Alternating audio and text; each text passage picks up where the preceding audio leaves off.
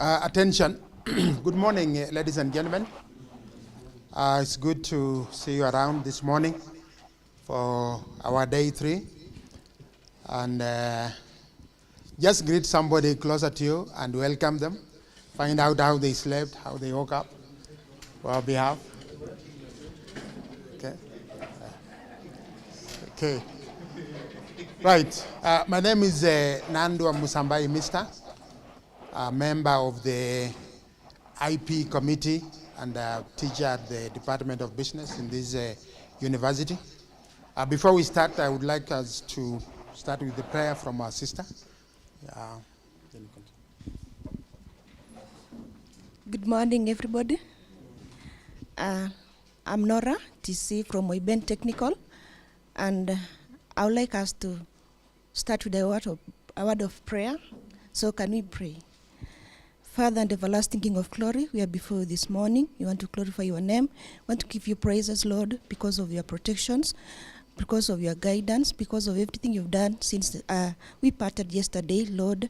Up to this morning, we've gathered again. We pray, Father, that you may be with us, be in our midst, Lord of glory. We pray for our facilitators, that you may guide them as they prepare to give us whatever we are expecting from them. We pray, Jehovah, King of glory, that everything goes according to your will until the end of the day. We give you thanks and glory. For in Jesus' name, I pray and believe. Thank you, Sister Nora. Now, this morning we are privileged to have our Director of Innovation and Research, Professor Bekuta Balozi, whom I would like to invite to make a few remarks and invite the facilitators to take us through the session today. Karibu, Professor.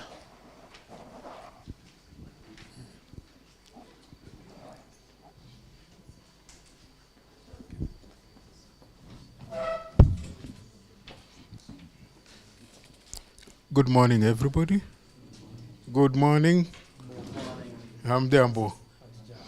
Okay, na imani kwamba mmelala vizuri kule ambako mlikuwa, na naona hali ya anga si mbaya sana.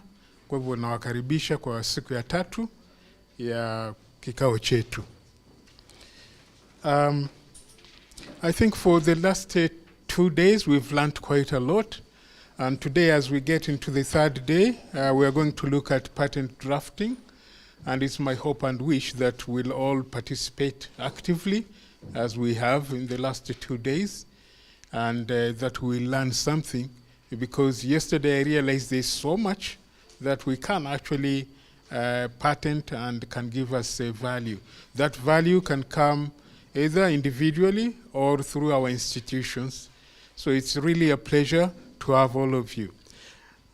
Now, I would like also to say that when it's time for questions, let's always start with our name and then the institution before we ask the question. At least that way, members who are actually participating by live streaming, they can also appreciate the number of institutions that we have here. So today, we'll really get into patent drafting, theory and practice of claim drafting, and so I hope that all of us will get value from there. Okay, so thank you very much. I welcome all of you. My name is Professor Balozi Bekuta, Director, Research and Innovations, University of Eldoret. Karibuni.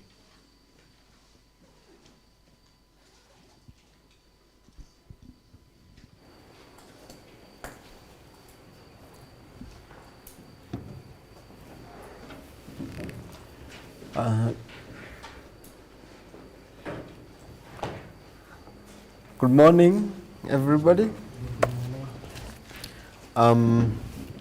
Today we start the 2nd leg, which is about preparing and filing patents applications. And I'm here this morning to set the ball rolling by laying a foundation of what we shall be building into over the next 3 days.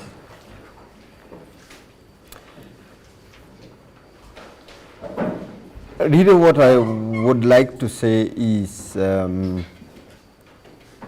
patent per se is a contract. A contract between the inventor and the society. So it's both a technical document and a legal document as well. So this is where the science meets the law. So it's a blend of both the law itself and the technical matter itself, the science.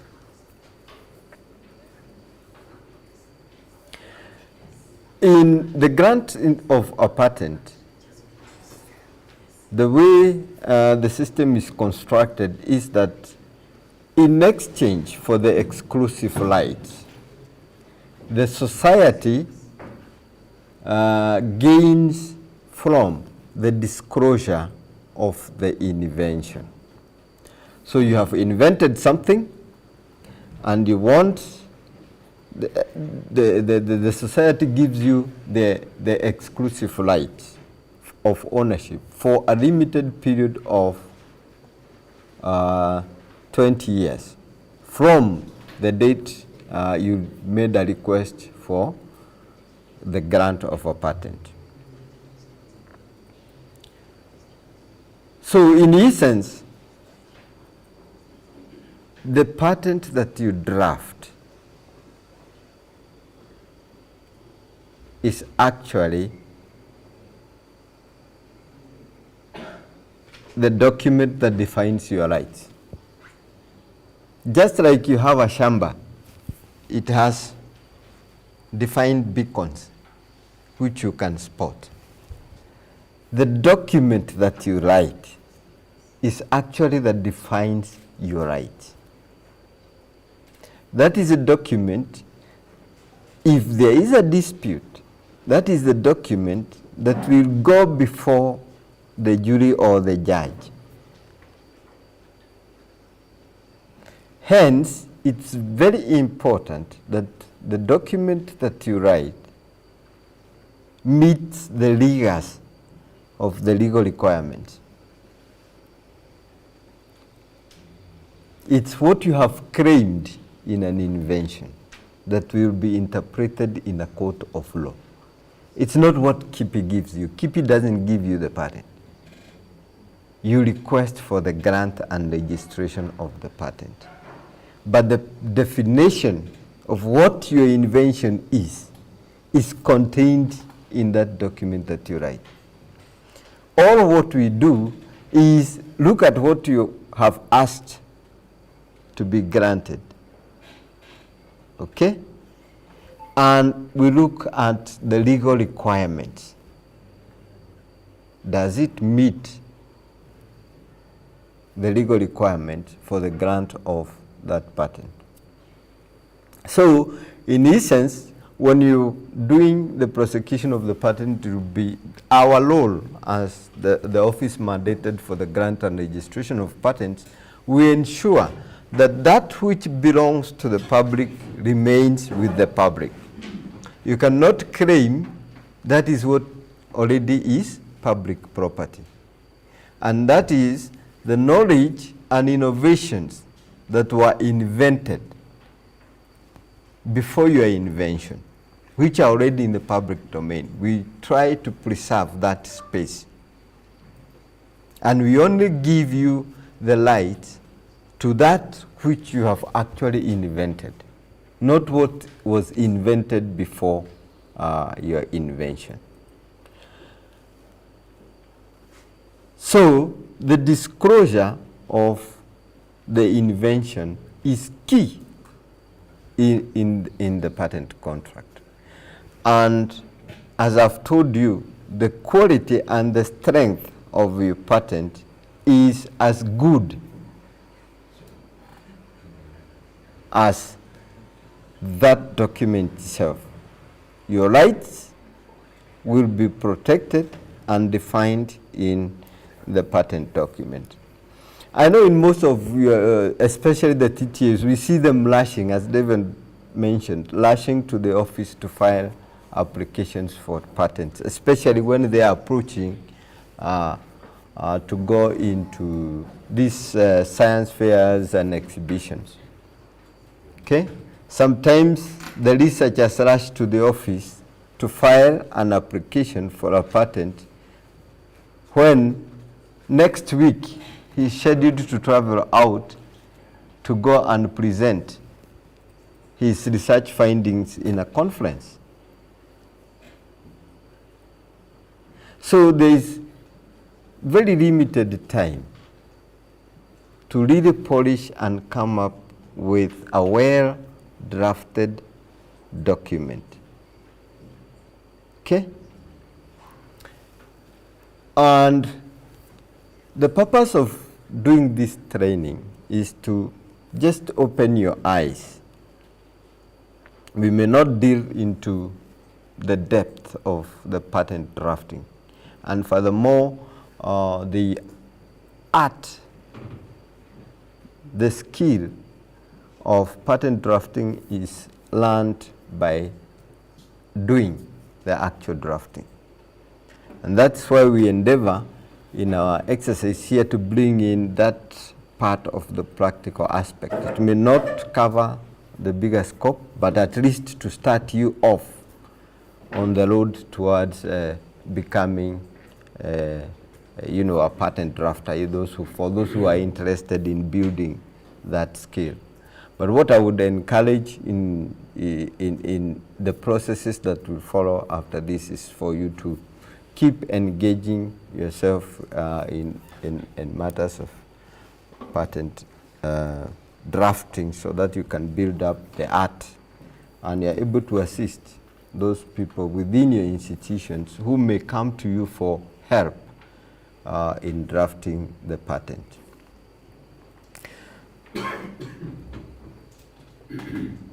That said, the patent document facilitates, one, the understanding of your invention. Number two, it facilitates the dissemination of the technological information.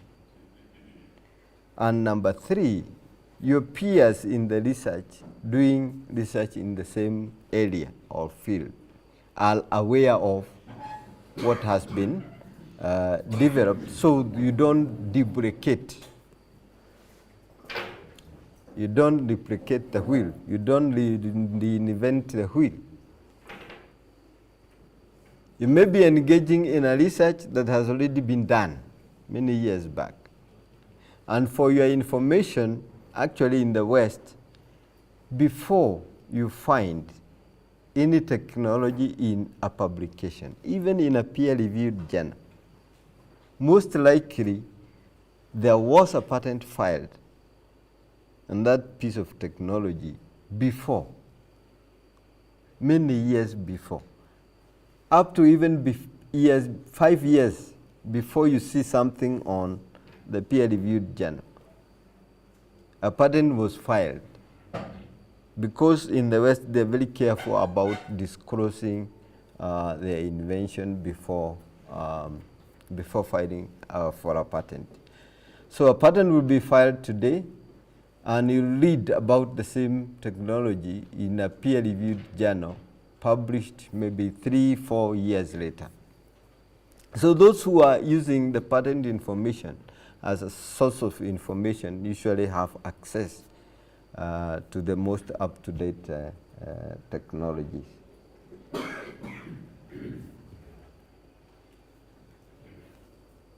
So I've said disclosure is a key aspect in the patent system. You disclose your invention, you get exclusive rights. The public or the society gets access to the technology, to the scientific information contained in the patent document. So future inventors can build on the same. So before you go down to start drafting a patent, what should you do? Somebody walks into your office and asks for help in to draft a patent application because he intends to file to protect his invention. So there are certain information that you should endeavor to extract. Have an interview with the inventor. One, find out, has he ever disclosed that information before? Maybe in a publication or shared that technology in a public forum, because in itself that would destroy the novelty of the invention. And if it was filed 12 years before, I mean it was exhibited or published 12 years before filing the patent, that very disclosure that was done through the exhibition or the publication can be used against to destroy the novelty of that application. Your application will not be considered new in light of that publication. And we have seen this in many cases in the office. Somebody is bringing in an application for a patent, yet last year, okay, before June, maybe in January last year, he published that information in a peer-reviewed journal. So the information is already in the public domain.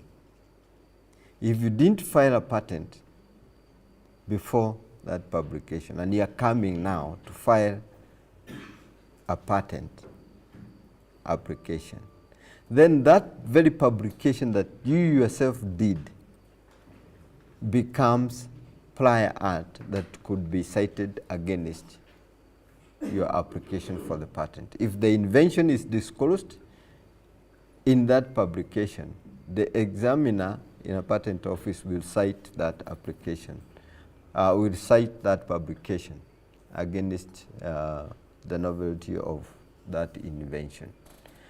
And therefore, that's undoing by the very person who invented or who is applying for the patent.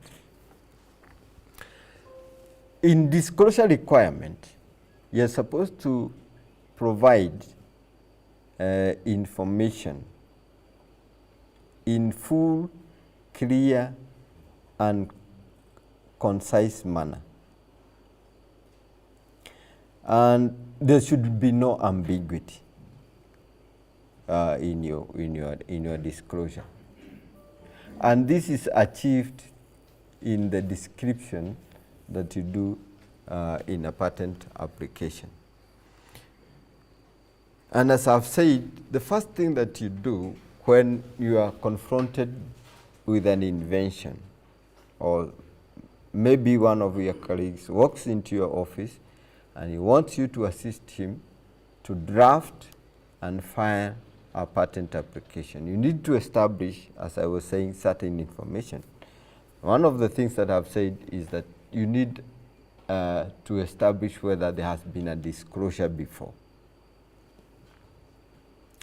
After you've gathered that information, including even the people who were participating in the coming up of that innovation, were there other people involved? You need to look at the context in which this invention is created. Like, for example, here in the university, I know they have an IP policy. What does the IP policy say about patenting, about ownership,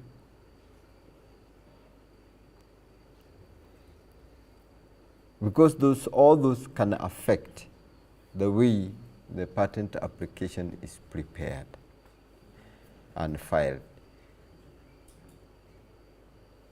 After you've gathered that information, you need to sit down with the inventor and get a clear perception of what the invention is. And what we have seen, many people don't consult the prior art before coming to file the patent, and especially contacting or querying the existing patent information. What the researchers come up with is not actually the invention. It's a scientific publication. And we have seen in many cases where you just attach the application, the request for the grant of the patent, and attach the report you published for your research, or the publication that you are rushing to go and exhibit. That one doesn't make a good patent application because it will not meet the standards that are required for a patent application.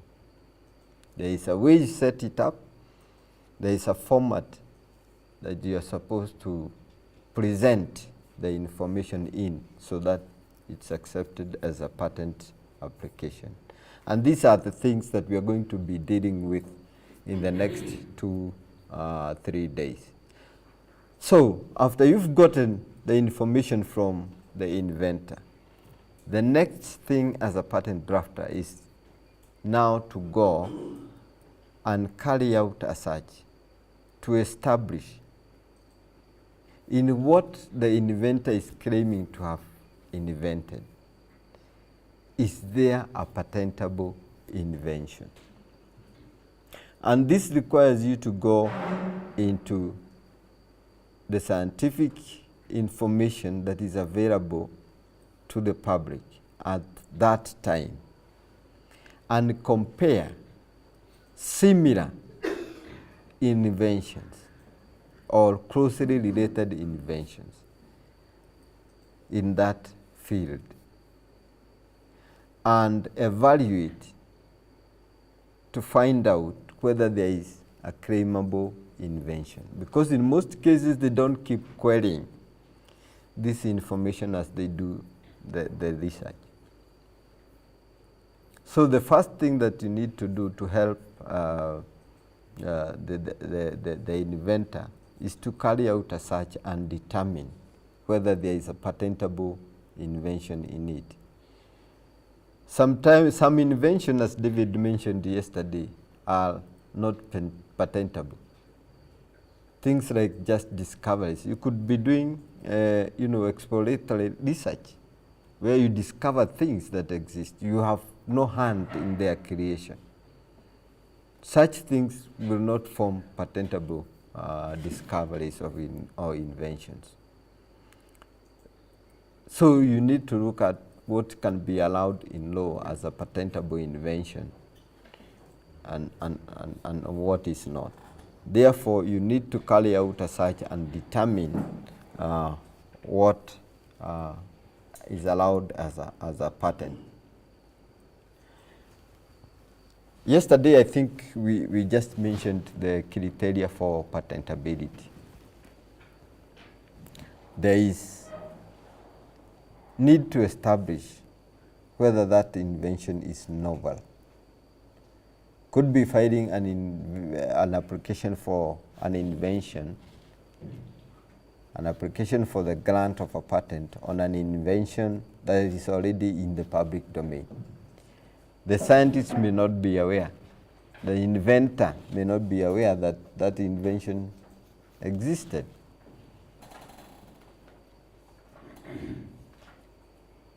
Therefore, it's upon the person who is drafting the patent to establish can this invention pass the test for novelty?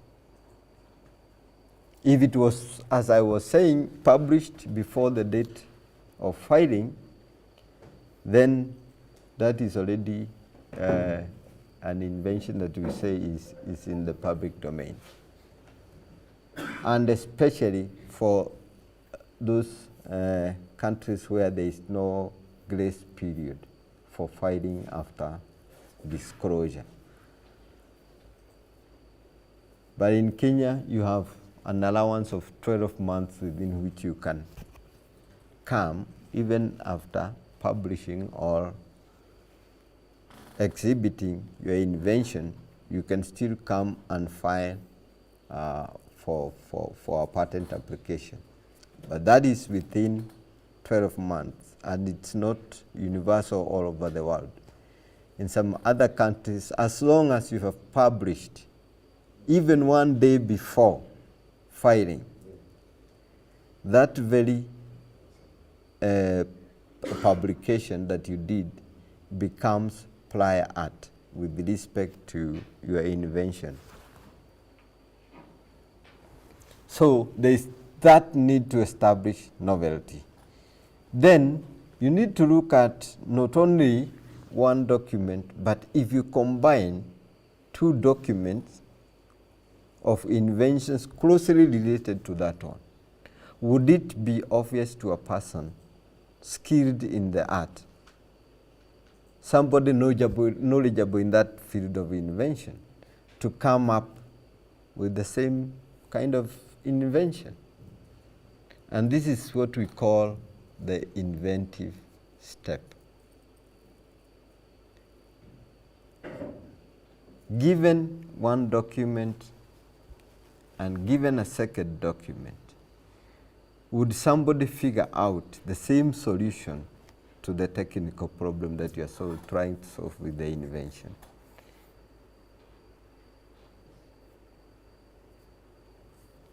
Sometimes you have very unique solutions that come up. They are new, they never existed, they have never been available to the public before. Okay? Because there's no one disclosure that discloses the entire invention as claimed by the inventor. But if you take 2 teachings that are already in the public domain, from disclosed in one publication and another one disclosed in a different publication, then you can quickly figure out, or a person who is skilled in that field can be able to figure out the same solution. And the last thing there, is it industrially applicable? You need to take into consideration all these 3 criteria before you go down to start drafting a patent. You may be engaging to draft a patent that doesn't meet all those 3 criteria, and that will be wasted effort. So the first thing, as I said, is that you conduct a search in the prior art. And the purpose of conducting the search is to dig out that information that would be closest to what is the inventor claims to be his invention. So you take the invention on the one hand and the literature that you dig out and compare. And this is how you determine whether there is a claimable invention. And for illustration, I think I've drawn a matrix there, a simple one, just to help you understand those concepts. Let's assume an inventor has made an invention. I'll call it invention P. And this invention has as the main features F1, F2, F3, and then F4, feature 4. When you go into the prior art, let's say you carry out a search in the patent databases, you are able to dig as the closest prior art a document D1, a document D2, a document D3, a document D4, and D5. Okay? In D1, we have all the features of that invention disclosed. Okay? So if I'm talking about a pen, and your inventor comes up with another pen, okay? All the features of this pen reads on the other one, okay? It has a tip with a rolling ball which dispenses the ink, okay? Which is attached to a tube inside and encased in a cylindrical outer tube, okay? And then there is a cap at the back which seals the other end of that, the outer tube. So if those are the basic features of the invention, they would read on this one and they would read on, you find the same features on this other one. So this, none of this pen would be considered a new one over the other one. And that is what the D1 is telling us. So we have feature 1, feature 2, feature 3, and feature 4, which are the main features of our invention reading on the document 1. Okay? Are we together? Are you able to follow? There is a concept I'm trying to bring to you which you need to apply in determining the novelty.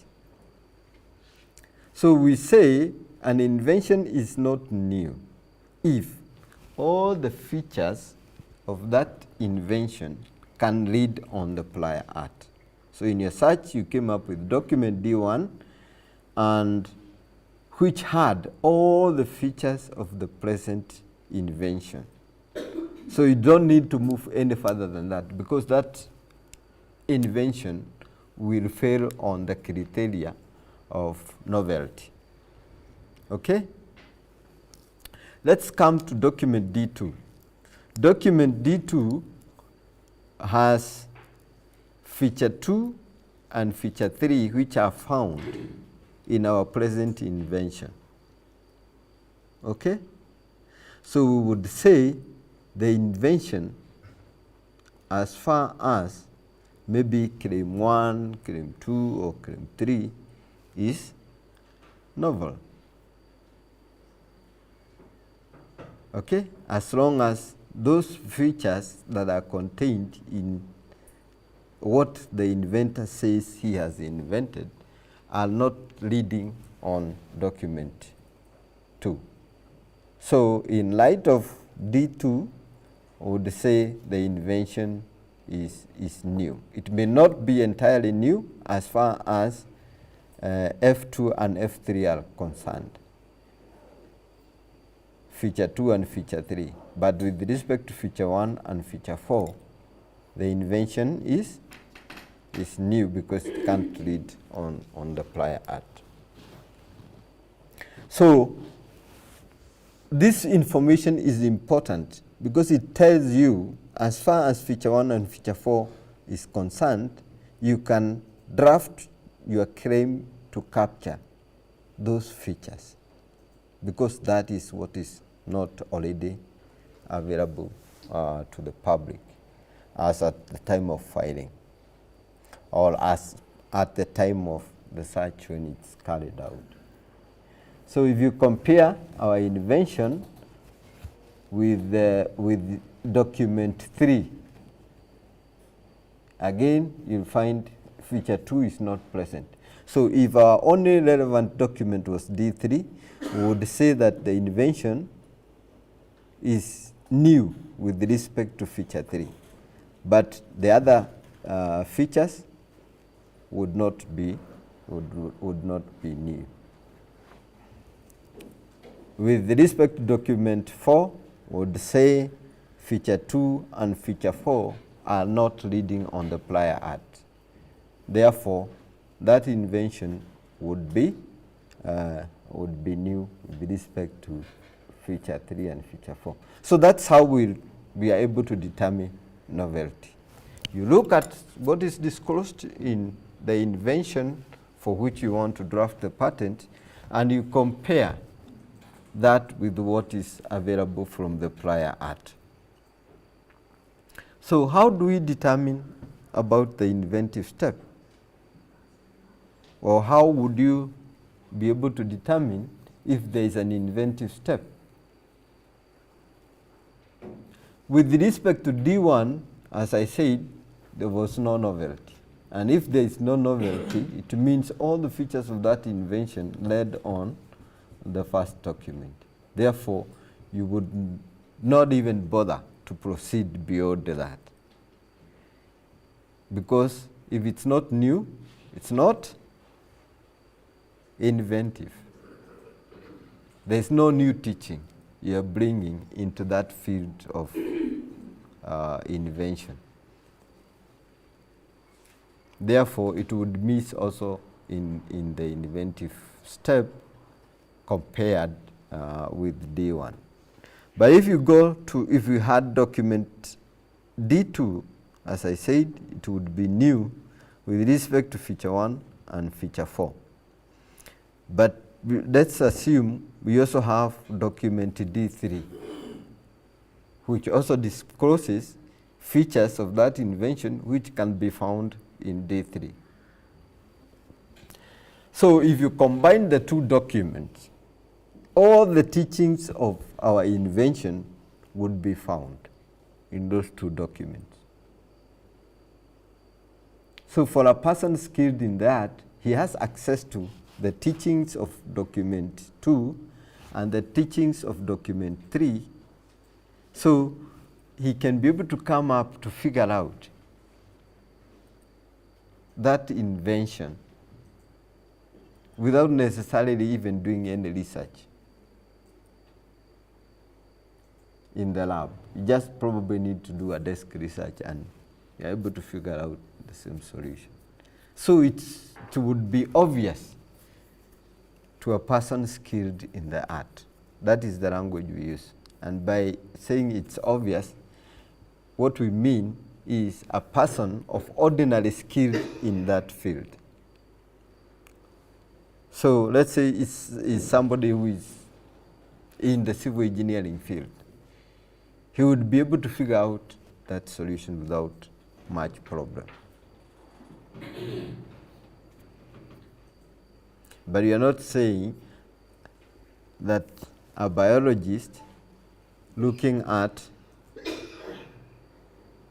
an invention in the civil engineering, a genetic engineer, no, those are not the people skilled in that. When we are asking that question about a person skilled in that, we are looking at a person with the basic fields in that area of invention.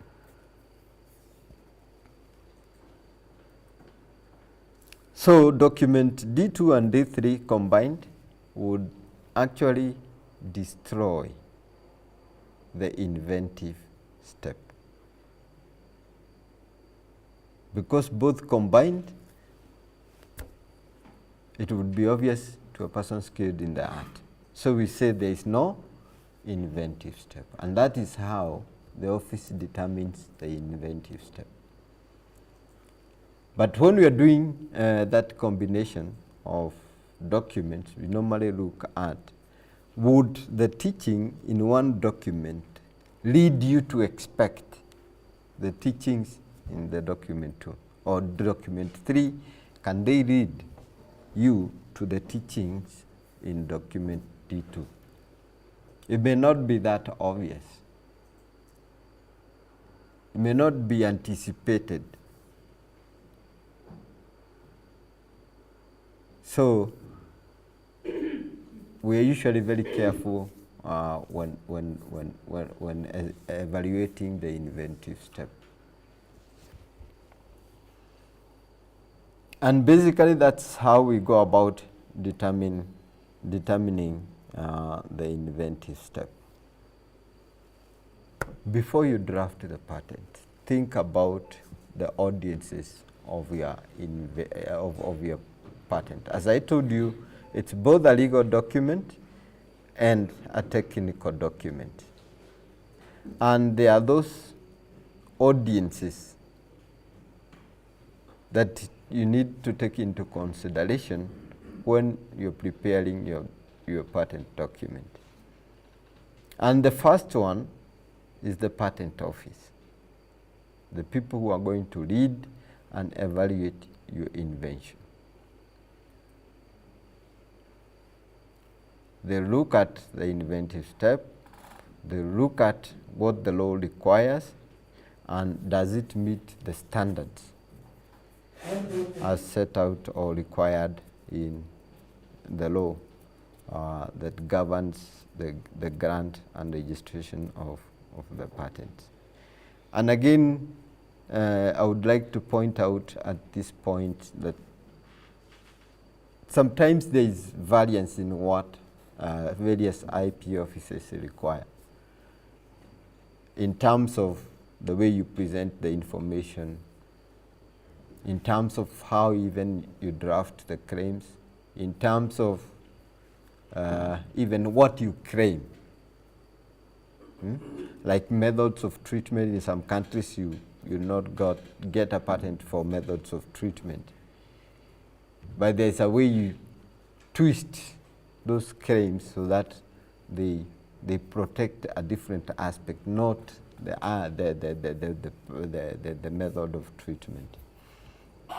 So there's need to think about the territories where you are going to file the patent. And it's important that this information you agree with the inventor or whoever, what are his target markets. Because then you'll be governed by the laws of patents that are prevailing in those territories. And that will help you attune the patent that is drafted to suit such an environment. Then you need to take into account who among the targets are you targeting licensees? Do you intend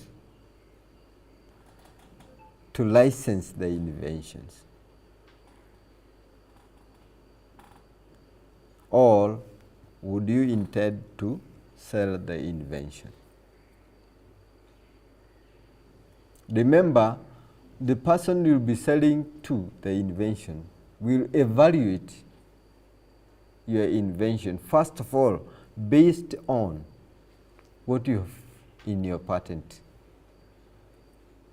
Because your patent is what explains the invention. So he'll read the document, they'll put a value based on how strong is that patent. Is it something that can give us a monopoly in the market?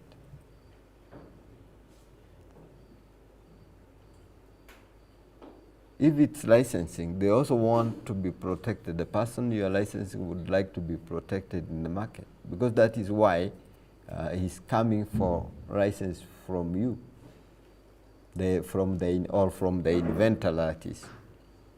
So you need to assist the inventor come up with a strong patent that will give him the best value when it comes to aspects of licensing and assigning the invention.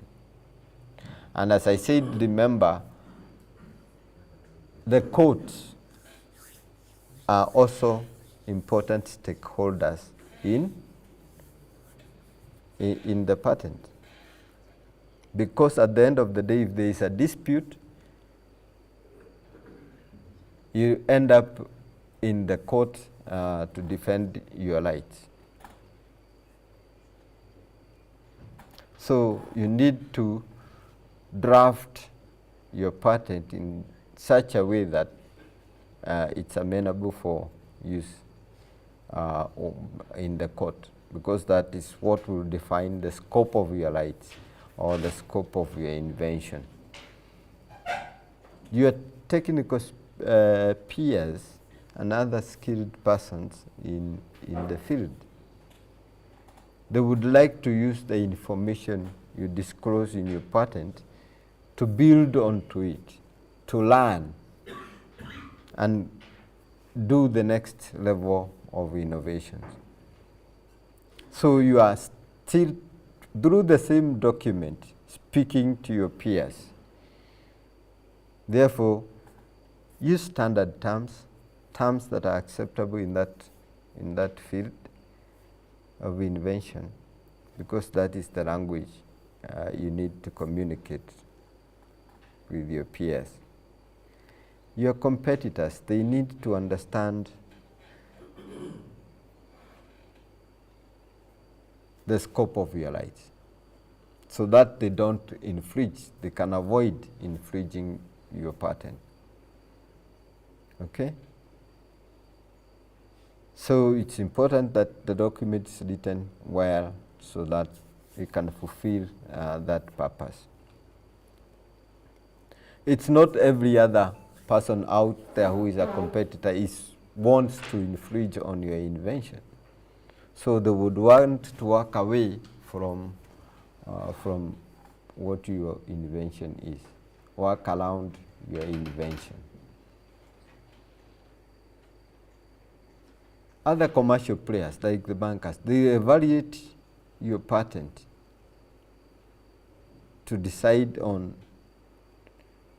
how much loan probably they can accord you, where the markets have matured to the extent that you can actually present your patent to the bank for a loan, or you can present it to an investor who will, upon understanding the power of your invention, then can be able to pull money into it.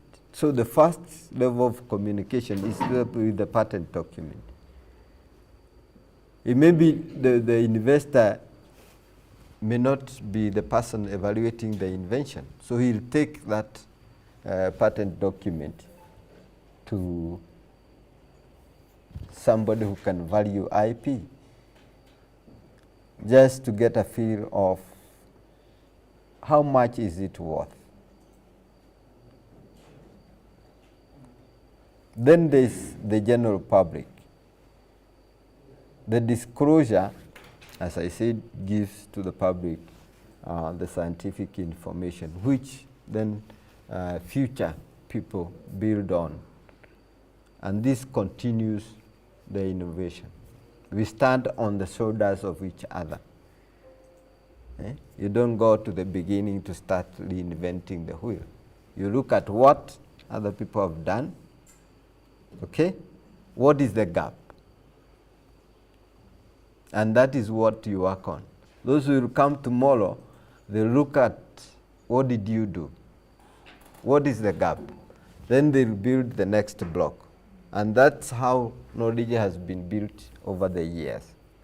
So one of the purpose of the patent document is to disclose that science, disclose that knowledge that you've generated in your process of inventing that solution, and then build on that for the future generation.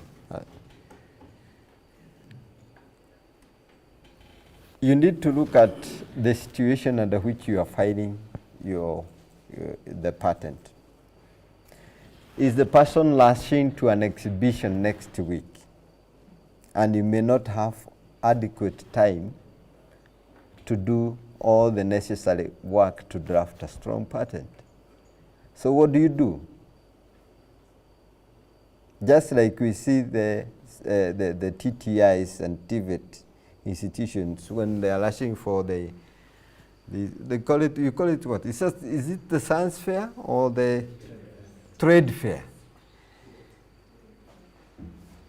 You rush with a heap of applications But they don't even meet the basic requirements for filing as a patent. You need to draft something that can actually stand as an acceptable patent application before the office. So we normally advise them to put in a provisional application. So if there is need to hurry, you can prepare a provisional application and bring it to the office. The office will receive it, and if it meets the standard, you'll get a filing date. And that can become a priority document when you're filing your final patent.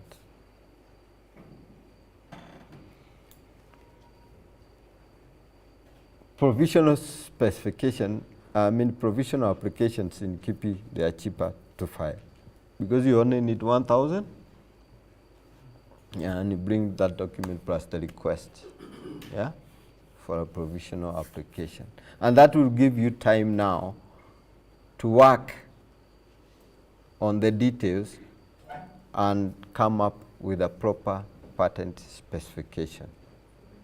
As you'll find in the next sessions that we shall have, it's a rigorous process to draft, especially the claims, proper claims that meet the standard, and that will give your invention the best protection. So after you have filed the initial this provisional application, you have a period of 12 months within which you can then come and file the final specification. And you can invoke the earlier filing, the provisional application, as a priority date for your application. So you have reserved a date and all that. But then the provisional specification needs to be properly detailed, because when you're coming to prepare the final specification, you cannot go outside the scope of invention as described in the initial application. You're not supposed to go outside the scope of the initial provisional application. So it's more a matter of refining the provisional application to exclude those matters that you think may not be necessary for the grant of that patent. Because you don't go disclosing everything to the public apart from that which you are seeking protection.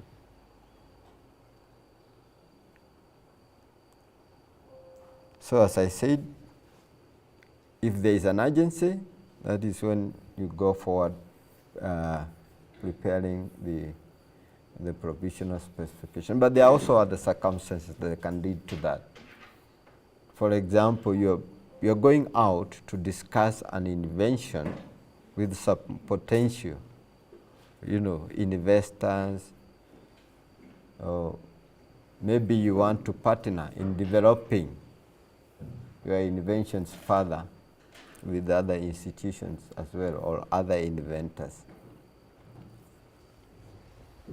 Or there has been an accidental disclosure, you may need to move very fast to file at least an application to safeguard your rights.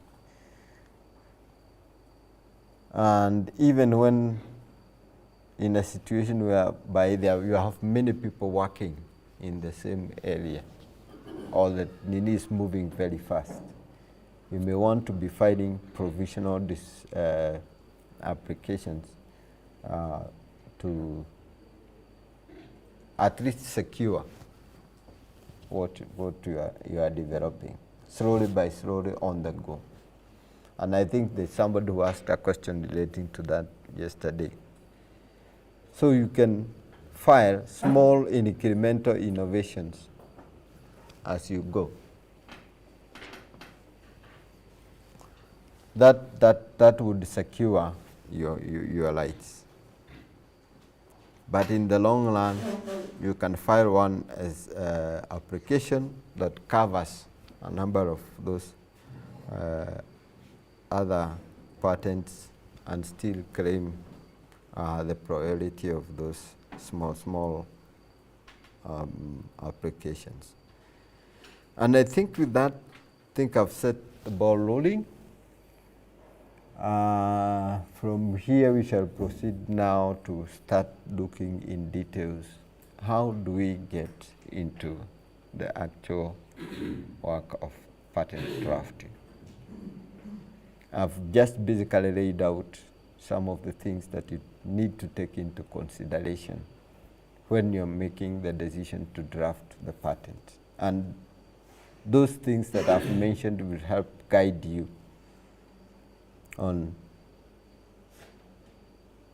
how you decide what to patent, where to patent, and how to go about the patenting process. So I would probably open up the floor for discussion. If the tea is not ready now, then David will take over after this session. From the next session, and then the questions can come later. I was thinking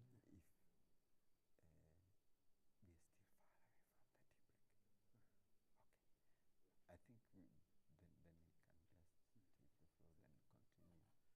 But if there's time, we would have handled the questions. Then he will come in after tea break. I don't know how much time you have for tea.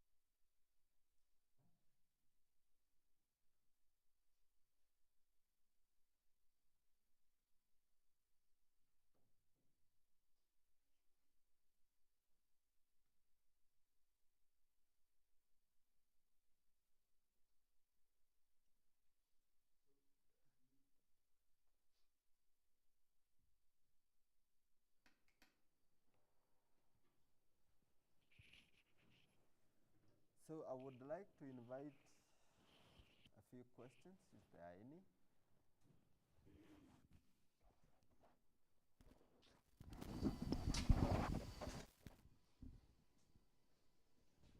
Comments, questions?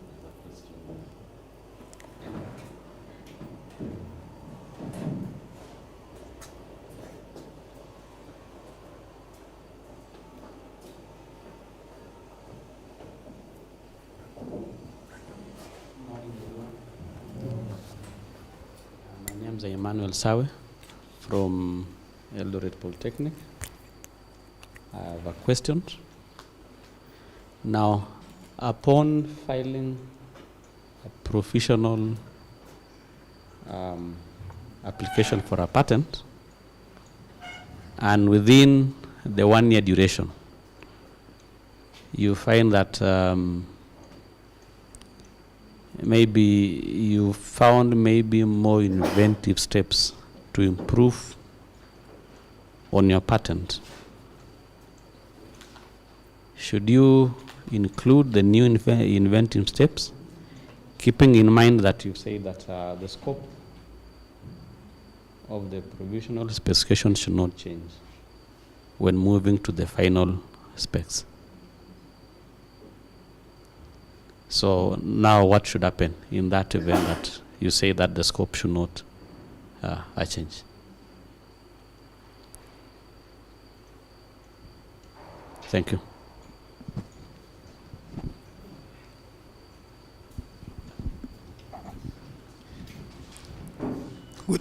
Good morning, everyone.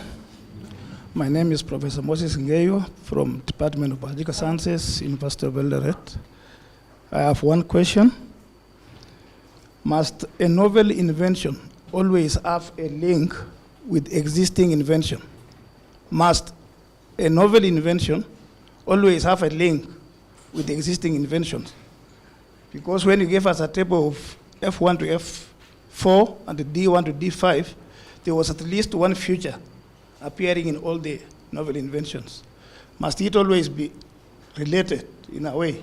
Or is it possible to have a completely new invention that has no link with existing inventions?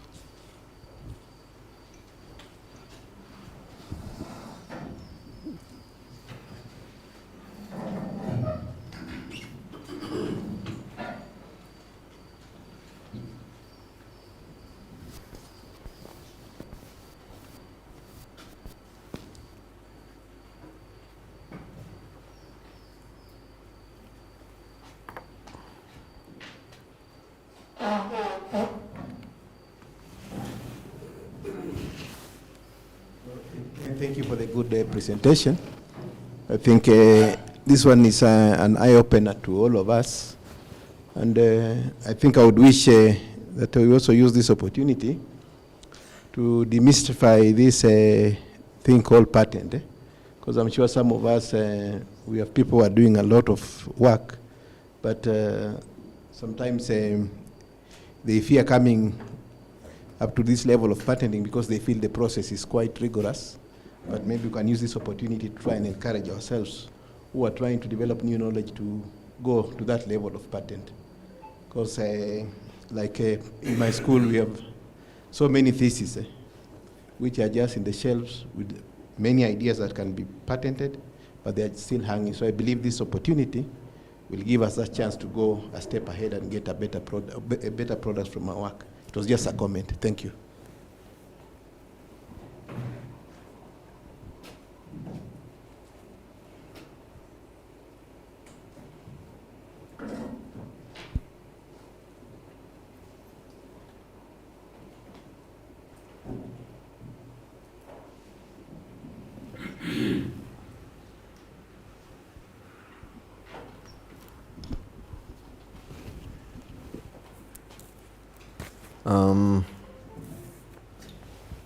Thank you for the questions. The scope of provisional application should not go beyond, the final specification. The scope of the final specification should not go beyond the provisional. What we mean is the invention as disclosed in the provisional application should not go beyond, what you're filing in the end, or what you bring in as the final specification should not go beyond the scope of the invention as disclosed in the provisional application. And what we mean is, let's say you had your claim had invention 1, invention 2, and invention 3. All of them connected. Okay? And your initial description, what you brought in as the provisional specification, had only those 3. Okay? But when you're bringing the final specification, you have 5 inventions. You have 5 claims of inventions, 2 of which were not already described in your provisional specification. Okay? So, if you're going to depend, or if you are building on the provisional specification, then what you're bringing in as the final specification goes beyond the initial disclosure in the provisional specification. That is what we meant. Improvement, you can improve because it's about the inventive concept. But as long as you are within the range of disclosure in the provisional application, then you have not gone beyond the scope of the initial invention as disclosed in the provisional application. I don't know whether that responds to your question. You can refine, you can improve by refining. You're not extending beyond the initial specification. Remember, as you learn in the next few sessions, patent is about protection of the inventive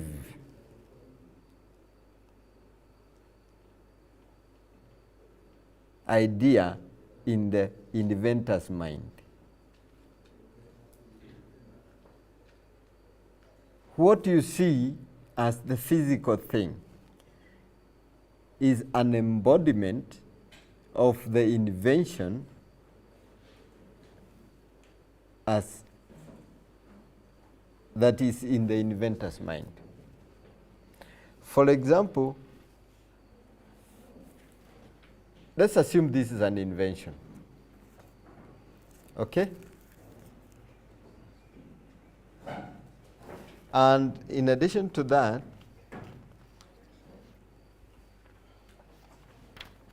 we have this also as an invention. Do they serve the same purpose? So what is the inventive concept in coming up with these two devices?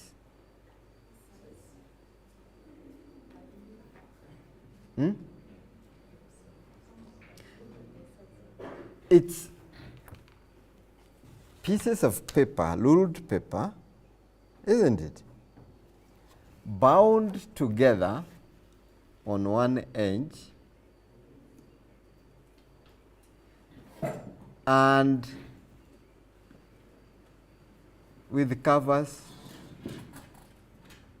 at the back and at the front. That is the basic concept. Pieces of ruled paper bound together with a cover in front and at the back. These two, essentially in terms of invention, are the same things. But this is one embodiment of the same invention where the binding element here is a spiral. It's bound with a spiral. Here we have used glue to stick the pieces of paper together. The means of sticking the papers together is what is varying, but essentially these are one and the same invention. And there are many other different embodiments of the same invention. The books that are stapled together, where the means of sticking the papers together is a staple. So it's the same invention. The basic concept is the same. It's only varying in this element. So when you have come up with an invention, it's the concept in the inventor's mind. And that is what you capture in your application for a patent. Okay?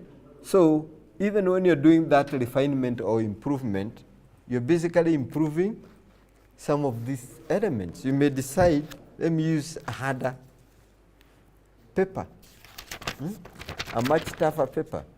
Or let me put a cover that is hard, and like this one that is a bit soft. So those are I hope those are the kind of improvements you are talking about. Otherwise, if it departs from the initial in terms of the inventive concept, that is when now, whatever you're drafting, is not the final specification for this one, but there is an added invention in it.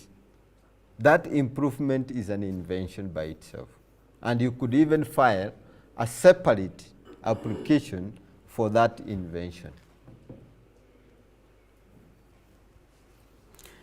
Then there was the second question.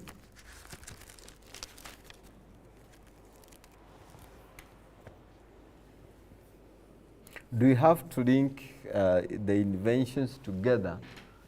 And it was the issue about novelty and all that. Radical inventions are very rare. We are always building, as I was demonstrating, on the knowledge that was there before. I'm not very aware of where you are inventing and there was nothing before then. People have attempted to solve that problem in some way, and they have put that in literature. And that is why I was saying what you look at is the closely related prior art. This document D1, D2, D3, D4, D5 are the closely related things that you find in literature that are attempting to solve the same problem. They could be using different approaches. They may actually differ so much, but they are the only closest related documents, because it's about a gap in the technology or that field of science. So you are just bridging, you're building on that.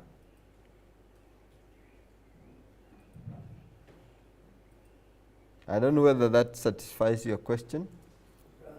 So to determine whether there's novelty, we normally compare what was the status of knowledge in that field of the invention at the time of filing.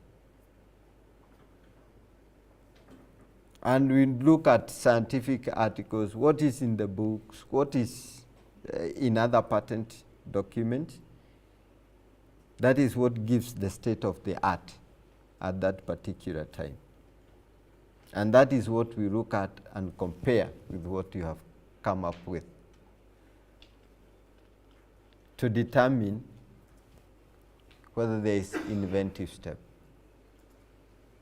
If there is no new additional knowledge the society is going to gain, then they are not going to give you exclusive rights.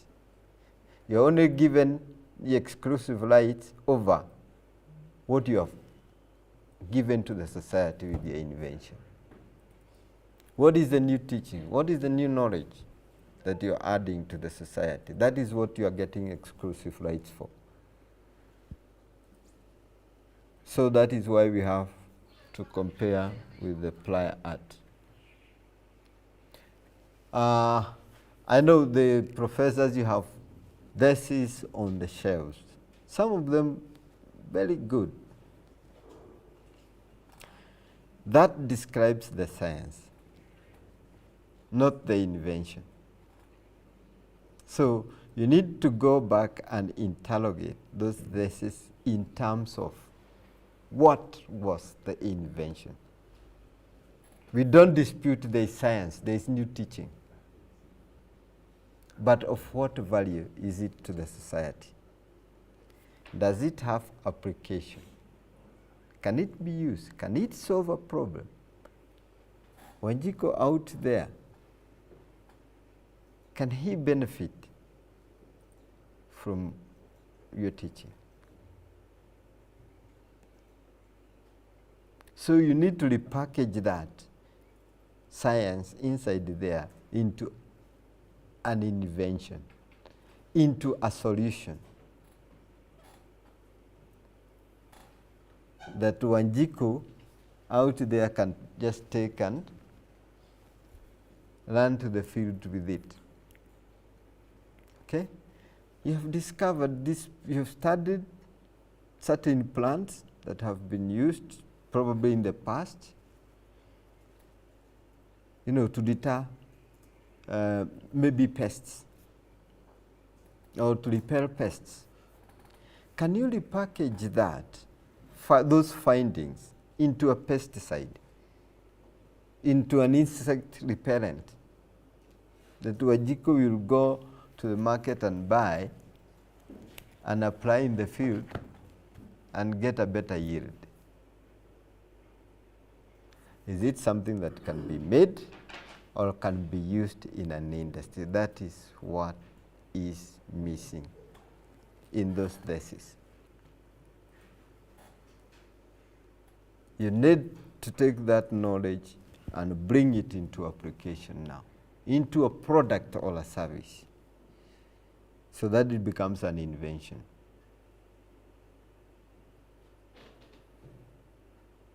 That is what we need to do. We don't dispute you have done a lot of science and you have done the society a great deal. But we need to turn that science into actual solutions to technological problems in the field of science. That is what we are not doing. And that is why our shelves, our theses will continue sitting on the shelves over the years without finding application in our context. But if we can take those things and figure out how to bring them into application in the field out there to solve real life problems, then we shall be doing the society a big, we shall be giving them something very valuable. And I think those were just the three. Okay, you can continue. I think those were the three comments.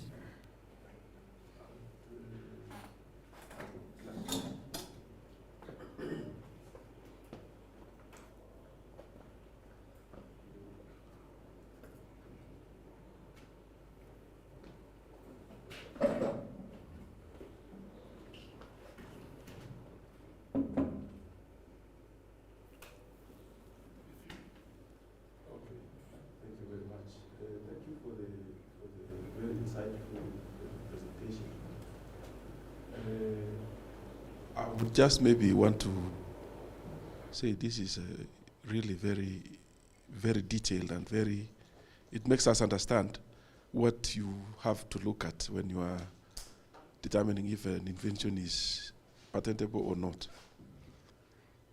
But let me just go back to this table again.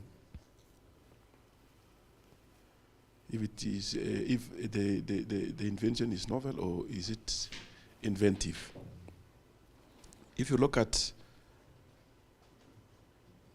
F1 or D1, it is saying that here we are looking at all the features of that, of whatever it is, whether it is an application, whether it's a software, whether it is an experiment, all the features. If your D1 has features which are similar to another existing, which has been published, features, then you even don't go far.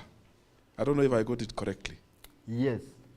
What I said is F1 are features of our invention, the one that we are thinking of patenting. Yes. Or drafting a patent for. Yes. But when we carry out the search, we discover there is a document, D1.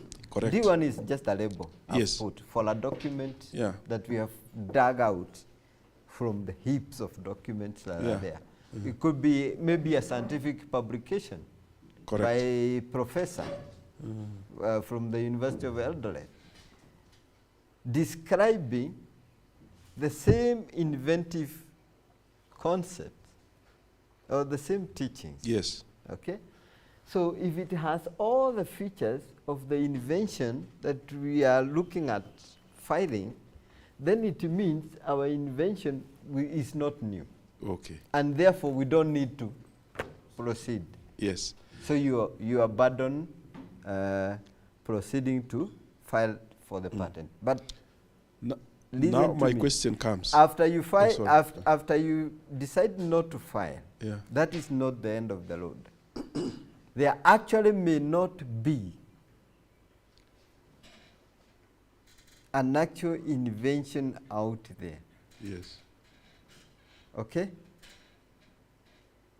You can still work on your invention as long as the person who did D1 did not file a patent. Let's assume it's a scientific publication in one of the journals. Yes. No? Scientific journals. So you may not file for a patent, but you're not prohibited from proceeding to make your invention and avail it to the public. All right? Correct. Yes. I think you have also answered part of my thinking, Uh-huh. but I was going to give an example of a mobile phone application. For example, they could, and this is even, I'll still ask what is the invention? Is it from your explanation, it is not even the system that you have invented, it is the product. So if you are patenting, are you patenting on, will you patent on the design that you have come up with, like an SMS or system, mobile phone based system, or the product relaying this climate and weather information to the farmer at the farm level? Or it may not even be an invention. Because if you look at D1, that document 1, a mobile phone application could have same features, even if you are to design something that is targeting a different, they could be, they have Java server pages, web-based, it is web-based, it has a SMS gateway, it is maybe running a client server, application. There's some programming behind the back end. So for D1, an innovation here could be similar to an innovation there, but the product is different. I don't know if I am still lost somewhere. Thank you. I understand you. Yes. And I hear you. Actually, that's one of the challenges we have in determining those application mobile app inventions. Determining what is inventive and what is new sometimes is a challenge to us. What is the invention actually? Because you see, like the things you're describing, they're already in use. Whether it's a database somewhere or a server sitting somewhere able to relay information, SMS gateway, they're already in existence. So all that you are doing is to take advantage of those facilities to come up with a program that relays certain information. So those sort of things would ideally they don't fall within the patent system. Just some programs, apps, they fall under copyright. And probably the people who are here from copyright yesterday, I'm not sure they talked about it, the sort of things that can fall under copyright. Yeah. So because for patents, you got to look at in terms of the technology that you are changing, you're making improvement. And I think on Monday I talked about the projector that was there, that used the transparency, and somebody came up with a better technology, and that technology is no longer there. Those projectors, they cease being in the market. So patent looks at in terms of the improvement in terms of the technology, rather than the ICT sector, the programming and all that. So that falls under copyright, not really in the patent system. Yeah. Because even the example probably you see the sort of things we are presenting are really in terms of probably the hardware part of it. Yeah, they say probably I'll put it at that, like that. That is more or less like the hardware, although they are not software, it's a hardware part of it that would fall under patent. And the example would be the time you had the CD, the music being stored in CD. It was a revolution by then. Then somebody came up with a technology because the CD occupied a lot of space. Then somebody came up with a change of technology in terms of the MP3, which would compress the information in a CD and reduce it. And you could have a lot of space, even in a flash disk, to store music, as opposed to investing in the CD. And the CD, with time, it also was phased out in terms of storage of music. So those are the sort of things that we are talking about. We have technology like the JPEG for pictures, which also would compress the picture without really losing in terms of the quality, so that you can be able to store that picture and with a reduced space. So those are the kind of things that you're talking about, changing technology, improving the technology from what the challenges that are there. The music, the time of CD, you could not stream it. And the MP3 brought in the aspect that you could just convert from the CD to MP3 and put it in a flash disk and you could play it. So that's the kind of technology that we are talking about. But in that area of programming, it more goes to the area of copyright. Yeah.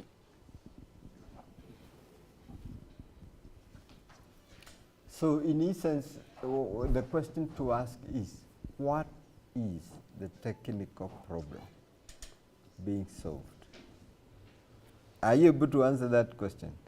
What is the technical problem being solved? And again, what is the technical solution being provided? When the examiner of a patent is looking at it, we normally look at those two aspects. And as will be probably be explained to you later, when we are drafting the patent, these are the key things that we try to bring out even in our description. The prior art. From the prior art, can we see the problem, the technical problem you are trying to solve? If you can describe the technical problem, okay, that should be able to guide you to what the invention is, because in itself will be also technical in nature. Okay? As long as you can frame the technological problem that is existing, you'll be able to frame the technical solution that is coming to bridge the gap that is there. And that is the invention that you get granted a patent for. You have a new gadget, maybe for doing something. But this gadget, for it to operate, because we are in the AI generation, you need a software. Otherwise, that technology will not operate without the software. So you write a program which now becomes an integral part of that solution. It's a package. Okay? The hardware will not operate without the software. Okay? So you can actually draw a patent that both claims the software plus the hardware as one solution. Okay? So that is how software becomes part of the bigger solution. And you find patents claiming software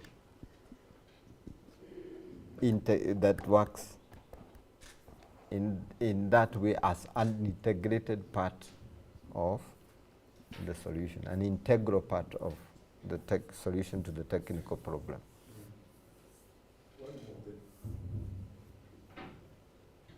Yeah, please, go ahead.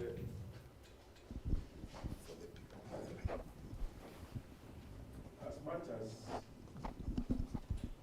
yes, I have understood actually the concept there, but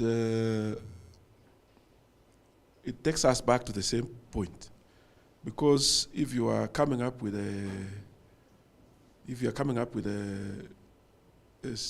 something like a system, you have to work with a programmer to create a system of doing a particular thing if you have to really achieve your main objective of, reaching, for example, a farmer at the farm level. So it is a combination of all these things. Software is something that you code and write. So I don't know if that's an invention. And then at the end of the day, there is a bigger picture where you are providing a solution which is related to issues of climate change. So at what point is that an innovation? Because I don't think it falls under copyright. Or to me, I thought it is what do you call this? When you start talking, you forget about everything. Even the names go. I don't know if you are getting what I'm trying to put across. Uh-huh. So because right from the database itself, you are writing a program that is able to relay certain information, particular information. Then you work on the information also, for example, downscaling that information from a bigger picture to something that is going to be digested by a simple farmer in the farm level, and be able to use that information to make informed decisions at the farm level. I think the critical part with what you're saying would be you want to relay certain information, but the innovative part would be how are you relaying that information? Because that now would be a contribution. How are you doing it? The way your way of doing it would be the critical part of it, such that your way of doing it is different from any traditional way. There's that, that's what you're addressing. That would be the innovative part of it. Yeah, how are you doing it? Because, for example, if it's sending SMS, I mean that probably the facility is already there. It's already known. You're just making use of existing technology. But if you come up with a better way of relaying that information, then that could be the innovative part of it. Yeah, and that's what you have to describe. Yes, you are relaying this information, but this is my way, which is not already in use. Yeah, because we had those kind of challenges when with M-Pesa. So we had all people coming up with, I've come up with this innovation of paying rent using M-Pesa, and they wanted that to patent that. And then somebody else comes and say, I've come up with an innovation of paying insurance, my insurance premium through M-Pesa or mobile phone. And you see the sort of the way of paying still is the same. There's nothing new that you have come up with. It's only that you're using that facility to pay certain for something. But you haven't actually come up with any improvement in terms of that technology. Yeah. Then I think with this sort of thing, maybe the way to look at it, this table, is that when you are doing research, one of the things is the literature review. You do your review to identify the gaps. So that's where there are gaps is then when you do a research on where there are gaps. Yeah, so this is known, and especially from the D1. So whatever you are looking at is already known from this D1. So when you're doing a literature review, you may decide to add something else, F5, that does not exist among all this. So that becomes the inventive step, the key thing now to focus. You still have all those elements, and you have added F5 and F6. So that becomes the innovative part of it. Yeah. Yeah, because let me give the example of this thing we talked about on Monday. It's a container for brewing tea. So it has this container, this cup. This is already known. There's nothing new about it for forever, because it's a container and for holding water. And if you look, you could look at it, even a cup can serve that purpose. It's a container for holding water. So it's not new. And indeed, what is critical for this person was the lid. That's why the innovative part of it. But like my colleague was talking about, you got to look at the various audiences. What are you going to sell in the market to make money? It's not the lid alone. Probably nobody's interested. It's the whole container. This is what you need to take to the market. But the key part of it is what is in the lid. That is, it has this sort of provision where you can, when you release it, when you have the water there, you put the lid, the tea bag falls inside the water, and you can just pull it up and down to improve the concentration because of the hot water and that movement. Once you achieve the right concentration, you pull it up and you hook it. So you stop the concentration to the level that you would want.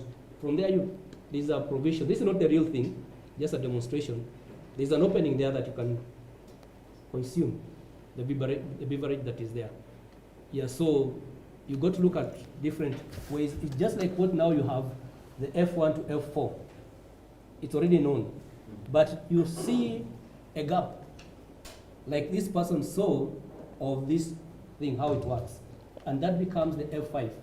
It's not there in the literature.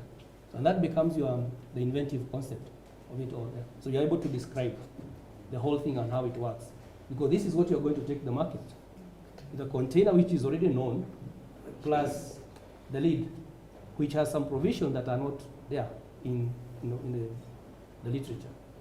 Yeah, so basically that's how you look at it. It's not the end, because even with all this document one, you can look at what is missing, what can I improve this to be better, this technology to be better. You come up with F4, F5, and F6, and that's what you pattern, the whole lot of it.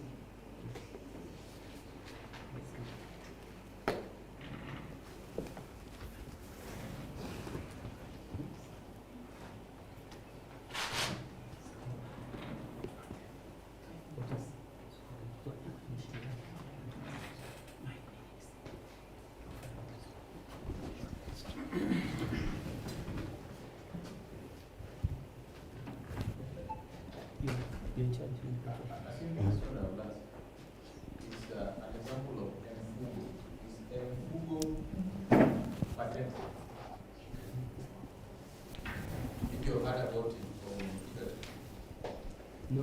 What is it? Mfugo it's an online platform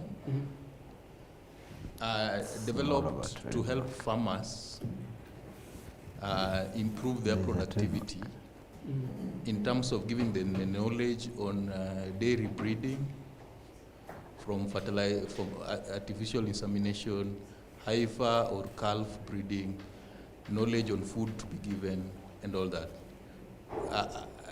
In an aspect, it's solving a problem in terms of low productivity milk production and yields by providing that knowledge and information on an online platform. Is it innovation in itself? I think that will solve the problem of my colleague who has an online app also. What I would say is the way you provide information, unless there's something that is new in terms of how you're providing that information, the fact that you're providing this information online to farmers may not fall under the patent, or it may not be an invention as such, because you're using tools that are already in existence. The difference is the kind of information you are relaying to a certain group of people. Yeah, so, and probably the best thing they can have is the trademark, the brand, to identify the services that they provide. And it's known that these services are provided by Egerton University. But in terms of patent, probably it would not fall, it would not qualify for patent protection. Although it's solving a problem. And that's a distinction between when you talk about invention, is what you patent. But there's also what is called the innovation. The innovation is a business aspect. You may pick something that is already existing, then you make it an innovation. You are able to generate money out of it. That's innovation, and that one, it doesn't have to be patented. A good example is M-Pesa. M-Pesa is not patented, or probably doesn't qualify for patent protection, but you can see what it does. The solution provided to the whole country, that you can be able to transact. You can do all manner of transactions using, when you are seated at home using your mobile phone. So that is an innovation. It's not an invention, because there's no probably change in terms of the technology, but there are a lot of improvements. So it is possible to be innovative without even coming up with an invention, because invention is about the technology part of it. And probably to add on to that, there is need to differentiate between an invention and an embodiment of the invention. For example, we have these two here. These two could be the same inventions.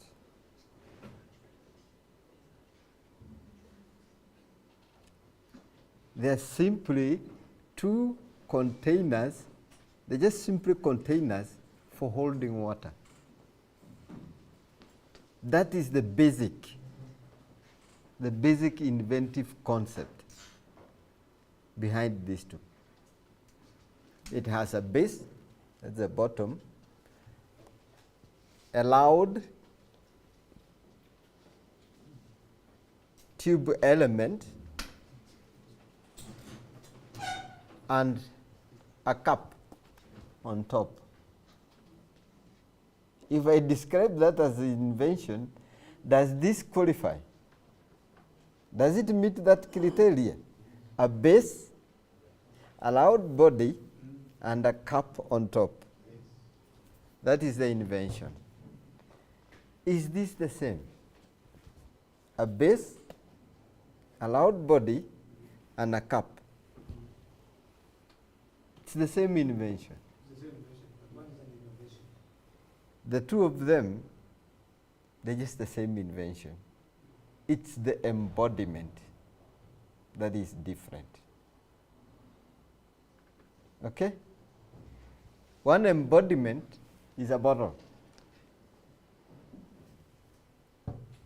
Another embodiment of the same is a cup. But it's the same invention. That is how you capture the inventive concept. And that is what you get granted a patent for. Although you can also get a patent for embodiments. But when you capture the invention in terms of the embodiment, you leave out a whole range of other embodiment that anybody can take the same concept, inventive concept, and build on and come up with something different. But the same invention. What was in the inventor's mind? It could come out in terms of bottle, in the physical space. It could come out in the form of a cup. It could come out in the form of a jerry can. All those are embodiments of the same invention. Okay? So I think what you are saying about Mfugo is merely a trademark, I think, to me. Because the aspect or the basic concept behind, that provision of information. Because I think what they're doing is providing a service, okay, in a new way, okay, or providing unique information, okay, not being provided by anybody else. It doesn't mean because you're providing different information, you have a new invention or a new innovation. It's the same concept, the same inventive concept, if there is any, being used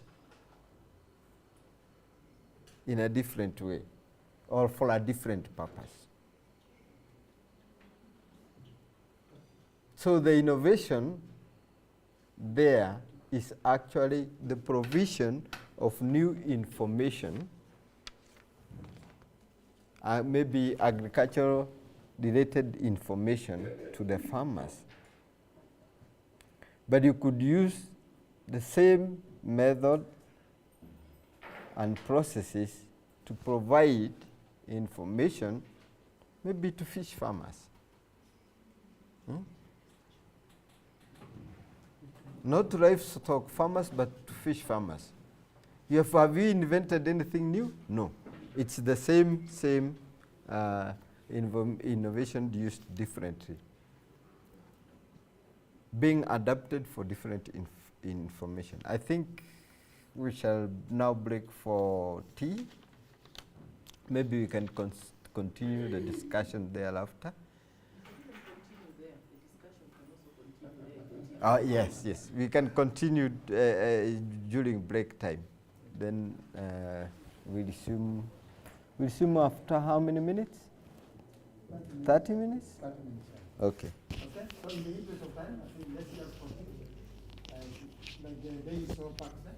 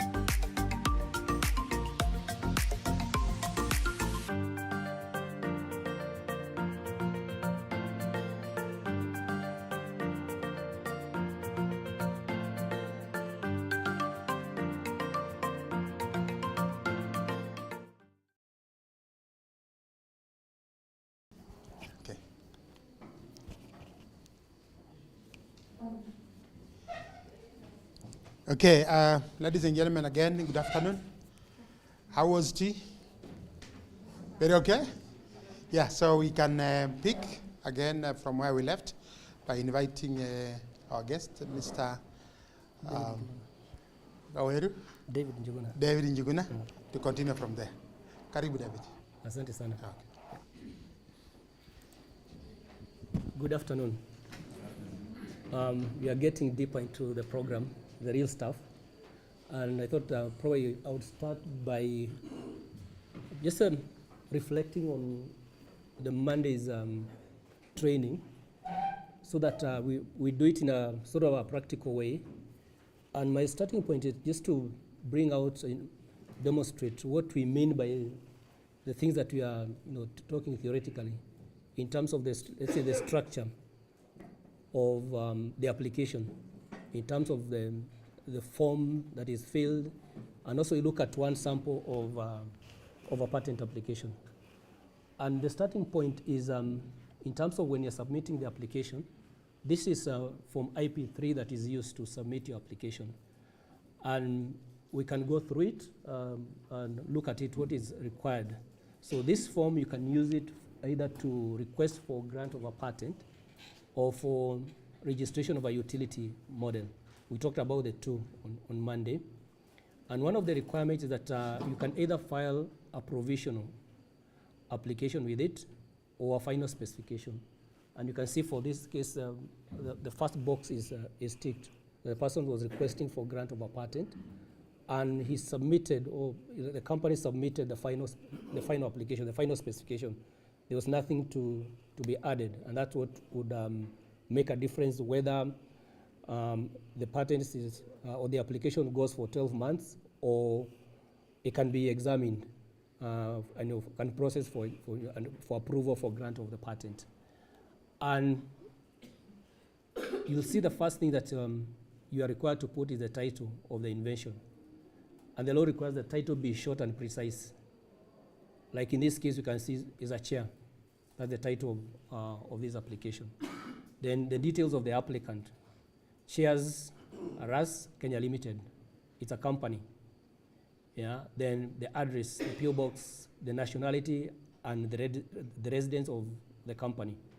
It's a Kenyan company residing in Kenya. It has a lot of implication in terms of the payment of fees, because if it's a foreign applicant, they are required to pay in US dollars, not in Kenya shillings. So that is used to determine the kind of fees they are required to pay, your telephone number and email address.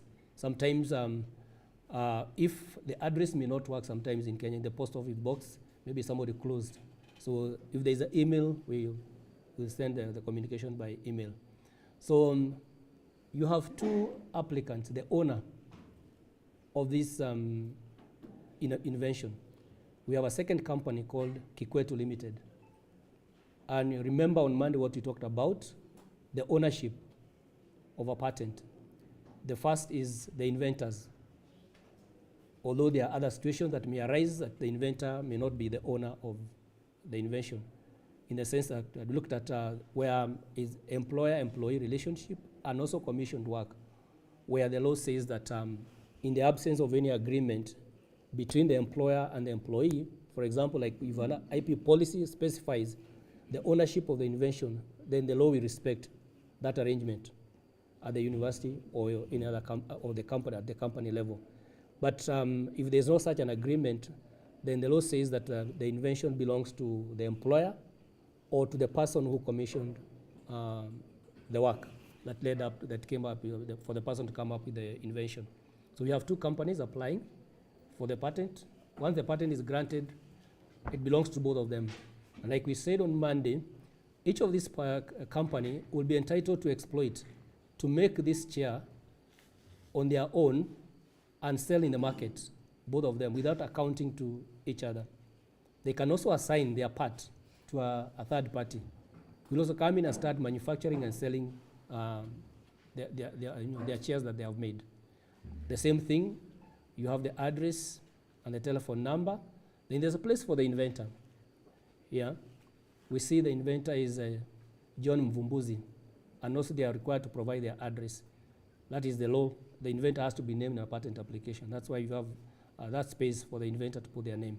There's another applicant. And in this case, there's this box here where, given that the applicant is different from the inventor, the applicant needs to state how they obtain the rights from the inventor. So as we go down, we'll see how that happens. Then there's another box there, number 5, where you can opt to engage a patent agent. These are mostly lawyers who practice with KIPI, so they can guide you through the process and apply for you, but it's a commercial transaction. They charge fees for that. They prepare for you the document and submit to them to KIPI. Yeah, so there's such an agent in this case, Emily Mwakilishi, and they have given their details. And this person is admitted as a patent agent number that before KIPI. For you to practice before KIPI as a patent agent, you are required to register first. You cannot practice without registering with KIPI. And the address of this person, this agent. So we go to the next page where you can declare priority or claim priority. And this person, or the two companies, they are saying the application is based on earlier Kenyan provisional patent application number this that was filed in 2015. So that's why if you file a provisional, when you come to file the complete thing, you claim that date. Because when the patent is being processed, will be considered from this date. Anything that was disclosed to the public after this date will not be considered, will not prejudice you getting the patent from this date. But remember, you can only file within a period of 12 months, that is 1 year. After that 1 year, you cannot claim that priority. The law does not allow that. You also, if it's a device or apparatus, there's a place you can suggest the figures, in terms of the figures. Which one would you want to be published? You indicate. So this person chooses figure number 1. We look at it when we go on. Then there's a checklist. And essentially, this is what constitutes a patent application. 1 is the request. Request is the page that we are looking at. And this person said, how many pages of request has the person submitted? Said 3. So there are 3 pages of the request. The other part you are required to submit is a description of the invention. Detailed description of the invention. We'll see a sample of that. Then the claims. We've been talking about the claims. So this person is saying they have 2 pages of claims. The features that my colleague was talking about, the legal part as well as the technical part. That is a claim. This is what the judges, if your patent is infringed, this is what the judges and the lawyers will look at. What is your protection? Your protection is based on the claims that you put forth. And we'll see some of these claims. Then drawings. Drawings, not all inventions have drawing, but the engineering thing, the devices, the apparatus, mostly they have drawings, just to illustrate the invention that they have come up with. Then the abstract is a summary of the invention. The other documents that you may provide, for example, declaration of priority, you are required to submit a copy of the earlier application that you filed. If, for example, you first filed in another country. This mostly applies to foreign applicants. They submit the initial application that they filed in their country of residence. If, for example, the foreigners, there was a search that was carried out, they can also provide the report of the search. From IP form, that's the statement where the applicant is different from the inventor. You provide a statement, look at it. From IP 39, you appoint an agent to represent you. So there's that form that you fill, appointing the agent to represent you. So you are out of communication with KIPI, so only communicate with the agent that you appoint. But it's not mandatory. If you're able to do these things on your own, you can be able to do that. So basically, that's what constitutes an application. Those are the documents that you present to KIPI to constituting your applications. Then you sign and date. There's space where you can add either additional applicants. If you have more than 2 applicants, there's a space that you can do that, the 3rd page. Additional inventors. In this case, there's this second inventor, Mr. Katom, coming from Narok. Additional priority. Sometimes you find you could have filed so many applications in KIPI as provisional, then you want to file a complete one later on, then you can add as many priorities as possible to show that you had filed from this date, and those dates will be considered. Yeah. So that is it. Then the rest is for us. When you receive, we give you the number. So we look at this IP4 is important for you to be aware of it, especially the university and TVET. We see applications coming in with, it's a mixture. You have the university and the inventor as owners. Yeah, so then you still have to fill this form. How did the university acquire the rights from the inventor? Yeah, so it's important for the university to be filling this form. So you can see it's one of the companies that is submitting this form through their agent. Then they have to name the inventors, the two of them, Mr. Mvumbuzi and Mr. Kato, and they have given their addresses. One is in Nairobi, the other one is in Narok. Yeah, so, and this is the place you're required to put how the inventors transfer their rights to the applicant, to the two companies. So, Bwana Mvumbuzi is saying he's an employee of the first company, and by virtue of the terms of his contract of employment, the rights in of his invention belongs to the company. So there's a company policy that if you come up with an invention by the terms of employment, then that invention belongs to the company. So that's the basis why the company, the first company, applied because of the condition of employment of this gentleman. Then the second one, Mr. Kato, has assigned the invention to Kikwetu Limited as per the attached deed of assignment executed by him. For him, he is not an employee of the company. Maybe he was contracted to work with this gentleman, Vumbuzi. Maybe there's certain information or knowledge he had and contributed to the invention that was came up by that was applied by these two companies. So this is what is important, even for the university. You need to look at, as you're applying for patent application, what does your IP policy say about the ownership? Yeah, there must be something there must be that provision in your IP policy about the ownership, either by, the staff and the students, or even through collaboration. You do research collaboration, maybe with other universities. What does your policy say about the ownership of, the outcome of research through collaboration? So that would be important when you are filing a patent application. Then it's dated, and that's what was submitted at KIPI. Then we look at the actual thing, the chair that we have seen from the form. And this is now the patent document describing the chair. The starting point is the title of the invention. That comes first. This is the title, is chair. And it's as simple as that. The law says it should be short and precise. So you don't have to be complicated, be a paragraph or a sentence. Yeah? It's short and precise. Yeah, so you make it short. The rest of the details will come in your description. And the second part of it, you look at the field of the invention. What is this invention all about? And there's a declaration there. The present invention relates to a chair, and more particularly, but not exclusively, to a rocking or swinging chair. So from there, you can tell what to expect. Yeah, it's a rocking or swinging chair. Probably like mine is swinging.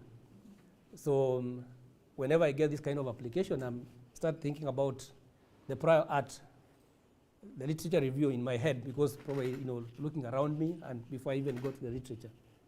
It's a swinging chair. So I want to see what is the difference between the swinging mechanism and the chair that I'm sitting on, or any other chair.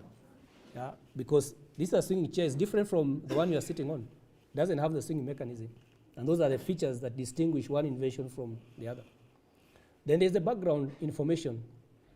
What is known or in the public domain? It may be known from other patents or scientific journals, books, all manner of sources that can be used to, person is saying, this is what I know about chairs. The chairs existing are like this. Yeah, and he says rocking chairs are well known. So that's a starting point for him. And the person will have identified some of those rocking chairs that is known. He is doing literature review. This is what is known, but this is the gap I've seen. This is the disadvantage they have, the existing chairs, either in the market or in the literature.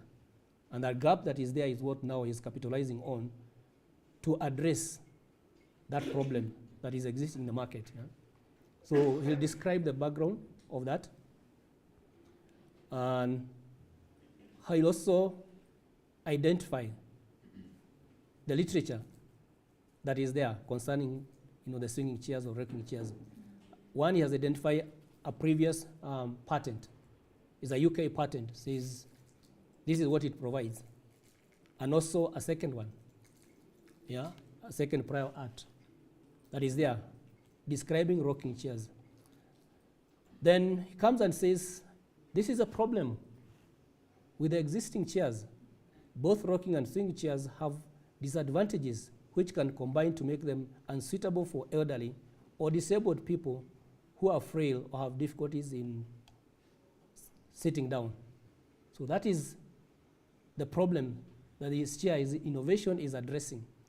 That the chairs coming up would be suitable for those kind of people. Yeah. So, and there'll be a lot of information that is given there, and also in terms of the differences. Then he gives a summary of the invention. How does his invention of this chair address those problems that he has identified? Yeah, and becomes the object, is the object of the present invention to take care of those disadvantages. And he'll provide the solution, a summary of the solution to the problem of the prior art. According to the present invention, there is provided a chair comprising a stationary frame. So he's describing the chair in terms of the features of that chair. The way we are looking at this container. What are the features of this container to distinguish it from any other container? Because that is what you get a patent for. Yeah, so you go on in terms of the summary of it. Then you may have what is called the essential features. What are the basic elements for your invention to function? Yeah. Then there are other additional things. They are optional. They may not or may not be there, but still you add them. You look at the optional features that you can put in your invention. Optionally, the support is provided with the locking means to fix the seat element and armrest in a given position. I'll share all these documents so that you'll have time you can go through on your own and see how the patent document is structured. There are all these optional features. And in most cases, when you come to do the claim, at first, you don't include the optional element in the first claim, as we'll see. So that will come in subsequent claims. When you come to drafting the claims, you'll see how that is done. The optional features, you omit them. Because what you need to look at is what is the basic thing that you want to protect, such that if you protect what is basic, anybody adding anything, they'll still be within the scope of what you are protected. And that will be deemed to be infringement. But the optional features will bring them afterwards in other claims, not the first claim. Then this invention has a drawing, so you need to also describe the brief description of each drawing. Yeah, it has how many figures? It has 5 drawings. Yeah, figure 1 to figure 5, and this person is saying or describing shortly what each view represents. Figure 1 is an end view or preferred embodiment of the invention. My colleague kept talking about the embodiment of it, of an invention. Figure 2 is a side elevation of a preferred embodiment shown in figure 1. And then from the brief description of the drawings, you come to the detailed description of the invention. And in most cases of this sort of invention, it's an engineering thing. It's a device, in most cases you'll find that you have to identify those features in terms of the numbers. For example, you have number 10, so the chair, if you go to the drawing, you'll find number 10 is a chair, and it has other elements. For example, there's a stationary part, comprises a frame.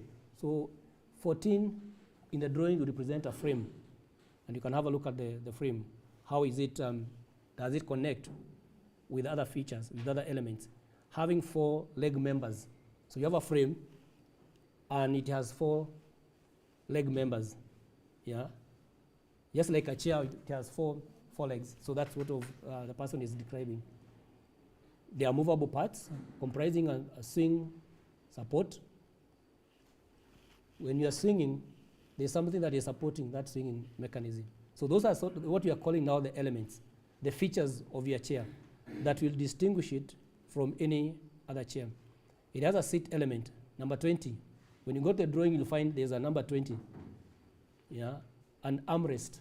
It has armrest, like this one. Yours doesn't have armrest. So already you can see that the chair being described is start differing from what you have. It doesn't have the swinging mechanism, doesn't have the armrest. This one has. So already that prior art will not affect this type of a chair, because there are things that they are missing.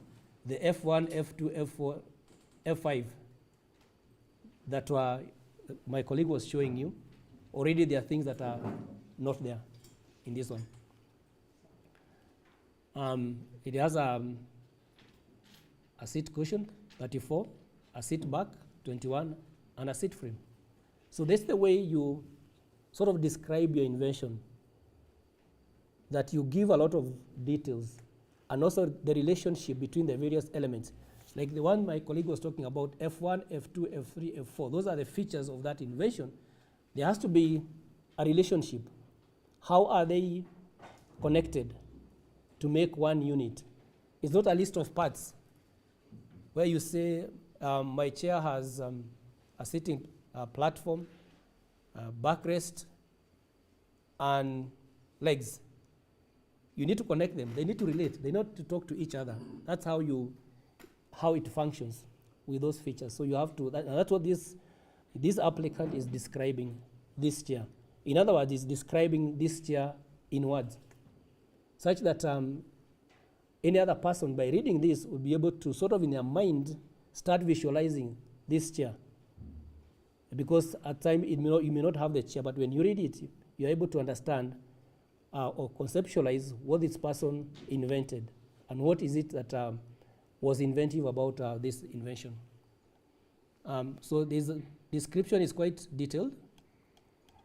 All this is a description of this chair. Then there's a preferred embodiment that he described.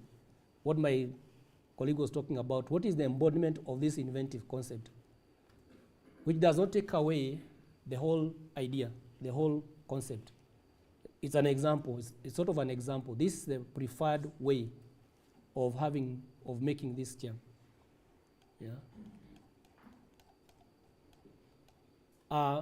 Once that is described, the description is 6 pages. It goes to the next part of it is the claims.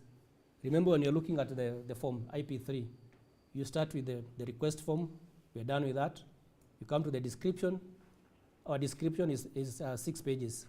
We go to the next are the claims, then drawings and abstract. So you are done with the description. You describe your invention. Then you need to put claims. The legal part, what will be scrutinized by the guys at KIPI who will examine this application. The starting point is the claims. What are you claiming? If they don't understand the claims, they go to the description. What does the description say? Because the description has more material than the claims. Yeah. So the starting point is that you have claim. They are claim number 1. Claims are numbered. 1, 2, 3, up to wherever. There are some cases we find that, especially chemical field, pharmaceutical, you may find 250 claims, which you have to go through and examine and say that, yes, each of these claims, is it new or not. So it's a lot of work, because you also have to read the description part of it to understand the invention. So in this case, there are a number of claims. Let me see how many. Yeah, there are 12 claims. And it's sort of drawing the features from the description. One, you cannot claim something that you have not described. You have 4 elements. Like my colleague was talking, A, B, C, and D. So that's what you have described in the description. So you cannot claim 5 elements. You cannot add a 5th one in the claims. It's not there. You have not described it. Yeah, it's not there. You cannot claim more than you have disclosed. It has to be within what you have described. Yeah, and sort of from that description, you can see the first claim is 1 paragraph, and there are many paragraphs. So one is saying is a chair comprising a stationary frame that has number 14. The second element is a seat frame, number 12, and a support, number 18, wherein the support is pivotally connected to the stationary frame. So the relationship is creating the relationship between the various elements. Is pivotally connected to one end of the support so as to be capable of reciprocating movement relative to the stationary frame, and further comprises armrest, number 22, and there are many. It's not just one armrest, because they said armrest, so there are many. Pivotally connected at a second end, 28 of the support, 18 said armrest being capable of reciprocating movement relative to the stationary frame in the respective opposite direction to the seat frame. So that's the claim number 1. Those are the features this person has said this is claim number 1. And claims can be infringed individually, even if they are more than 1. So they are considered individually. And even during examination, we look at claim by claim. Is this claim new? Does it meet the requirement? We may find that there are all these elements are known. We get a document that says whatever is in claim 1 is known from this document, one document, and therefore does not meet the requirement. That's why somebody is allowed to put as many claims as possible. As you increase the number of claims, you are limiting your scope of protection. You are reducing, you are minimizing your scope of protection. The rights that you have, you are reducing them. Because this claim 1 is very broad. And in most cases, you find that claim number 1 will never be allowed because it considers too broad. So you have to add other features to reduce the scope of the protection and to avoid the prior art. And this is, claim number 1 is an independent claim. It stands on its own. But claim number 2 onwards, they are called dependent because they make reference to an earlier claim. And you can see claim number 2 is a chair as claimed in claim 1. So he's making reference to claim number 1. It's a continuation of claim number 1, but it's independent. This is done because this person, what could have done, would have picked claim number 1 and added what is in claim number 2. That would have become claim number 2. But this is the way the law requires to be done. You don't have to replicate, copy and paste claim number 1 into claim number 2.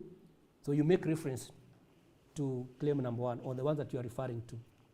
Yeah, so this is claim 2 is a dependent claim because it cannot exist without claim number 1. Yeah.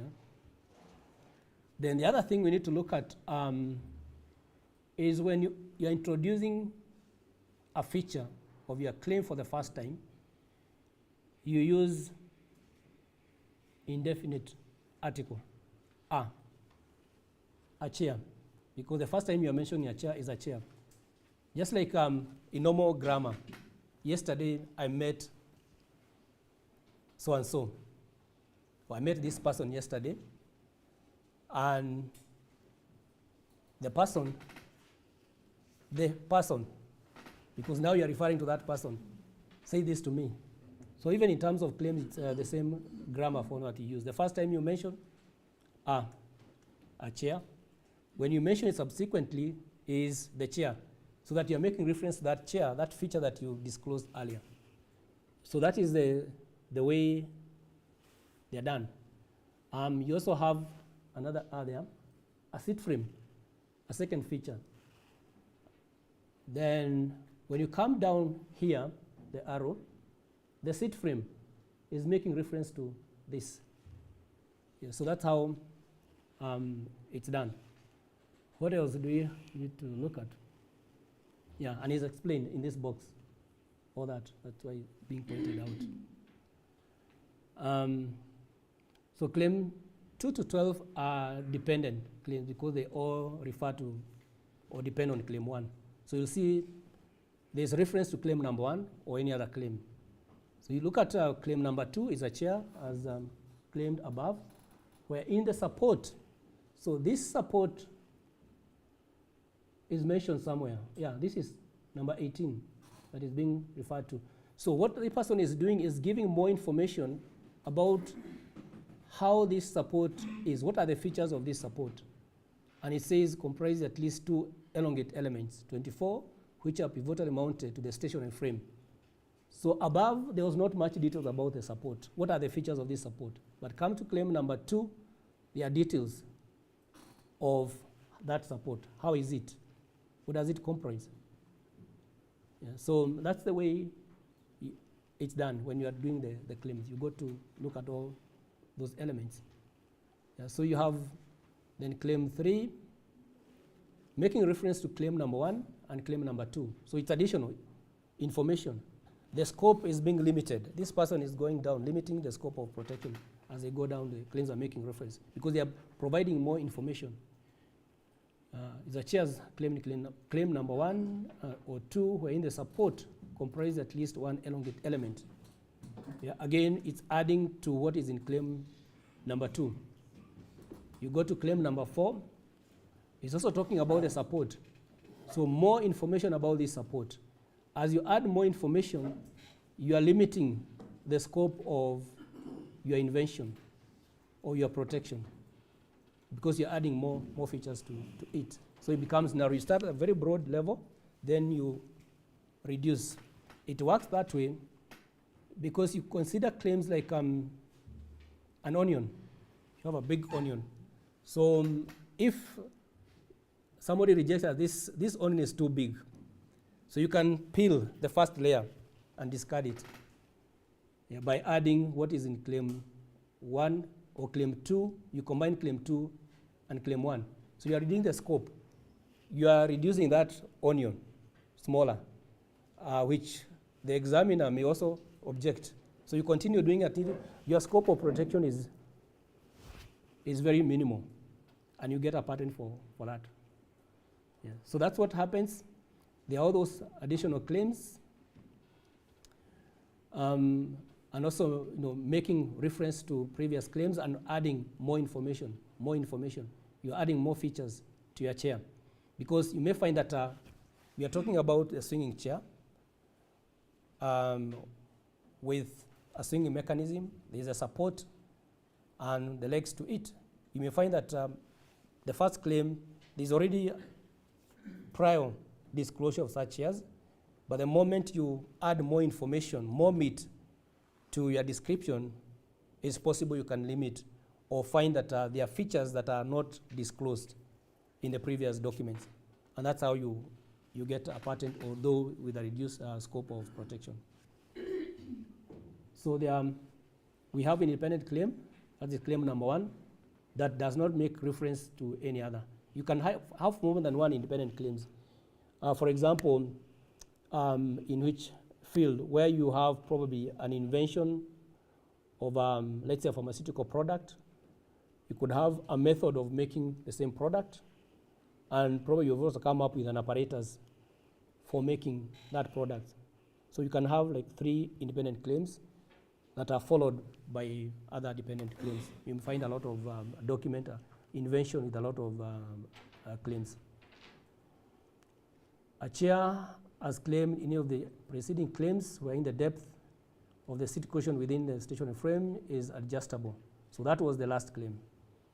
And these features are important because you identify the frame in the drawings, what you are referring to. And one of the rules is that if you look at the drawings, so these are the drawings. This is figure number 1, embodiment of the chair. And there's a way the drawings are done. It's figure 1. You name them figure 1. Remember, we had 5 drawings that were described up there. Figure 1 is this, figure 2 is this, figure 3 is this, figure 4 is this, figure 5 is this. So this is where you have the drawings. And they are separate from, they start on a new page. Yeah, you don't mix them with the description or the claims. So these are the drawings. This is how they are done. The drawing should not contain any other text matter apart from this. Figure 1, these are the numbers. These are the elements that are being described there. 10. 10, I think this is the chair itself. Identified as 10. Yeah, and that is the whole chair. How it's done. You'll see more additional features. You have figure 3 at the side. They are all the elements, all the parts, all the features of this chair, they are numbered. And those are the numbers that are described in the description. 32, 33, 20, 34, they are all described. And the law requires that you must, if you have a feature numbered in the drawings, like the 10 and 21, you must describe them in the drawing. It's a requirement. Yeah, you must describe all, because those are now the technical features, the features of your invention. And they're also numbered. The drawings are numbered separately from the other document. Yeah, this is page 1 out of 4 pages. So that's how they are numbered. You have figure 3 was somewhere there. So it's a feature, it's amplifying this figure 3 within another part, and that's how it is in actual sense.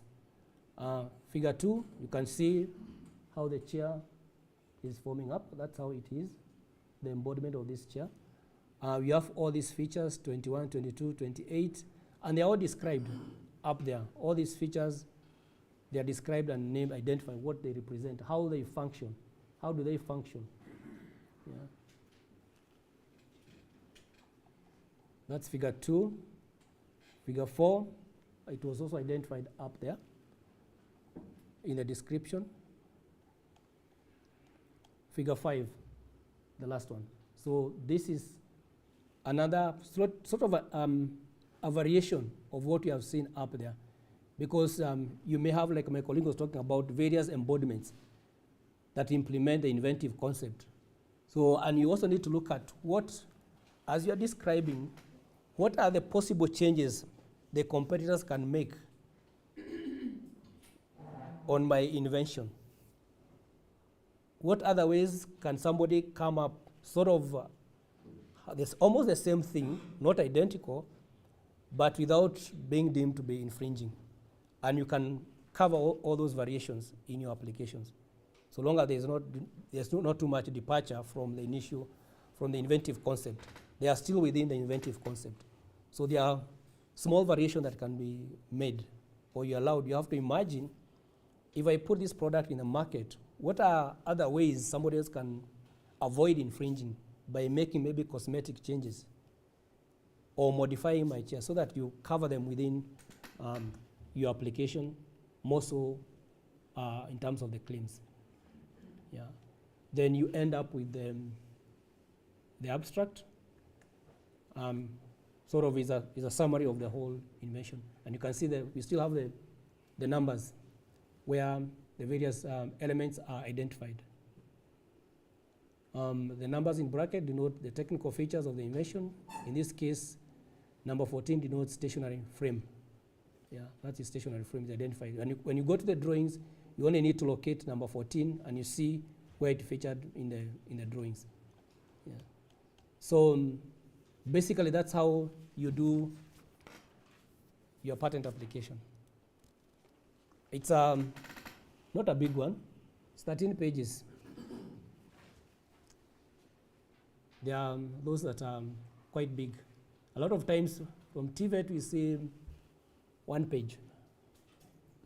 of a document doesn't say much if you compare with the information that is given here. So, but this is basically the way it's supposed to be done. So next time when you are applying, we'll share this document. You can go through it and see how it's done. You need to put a lot of information.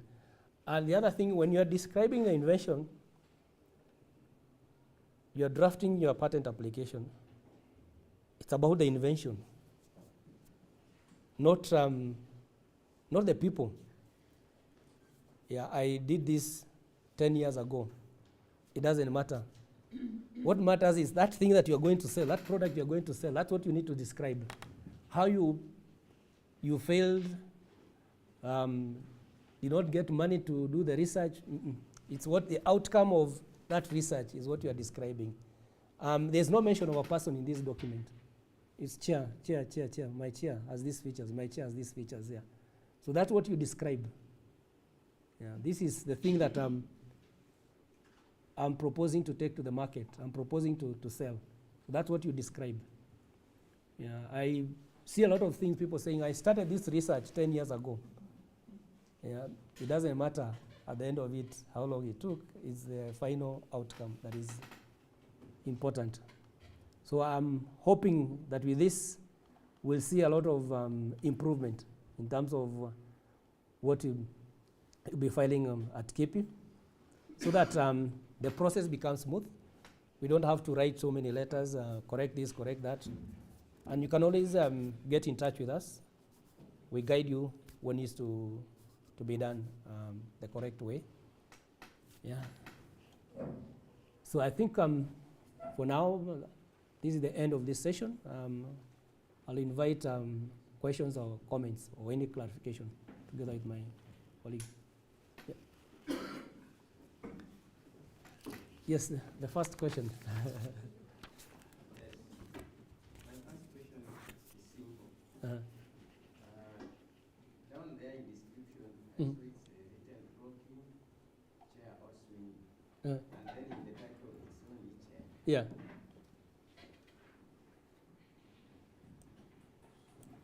Yeah. The title is chair. Yeah. And then down there, Yeah, somewhere here. So the title shows chair. Mm. And then scroll down to abstract. Somewhere. The abstract. Yes. Okay. In the abstract, it is a rocking or swinging chair. Mm-hmm. Now elaborate from there. A swing or rocking chair. Yes. Not much about the difference, because whether it's a rocking or swinging, it's still a chair. Why don't you put it on the title so that it starts distinguishing the project from others from the start? You see, the key thing is what is inside. You know, the title and the abstract, those are they are not major as such, because you can still get the same information from inside the document. Like the first paragraph, it's there, it's mentioned,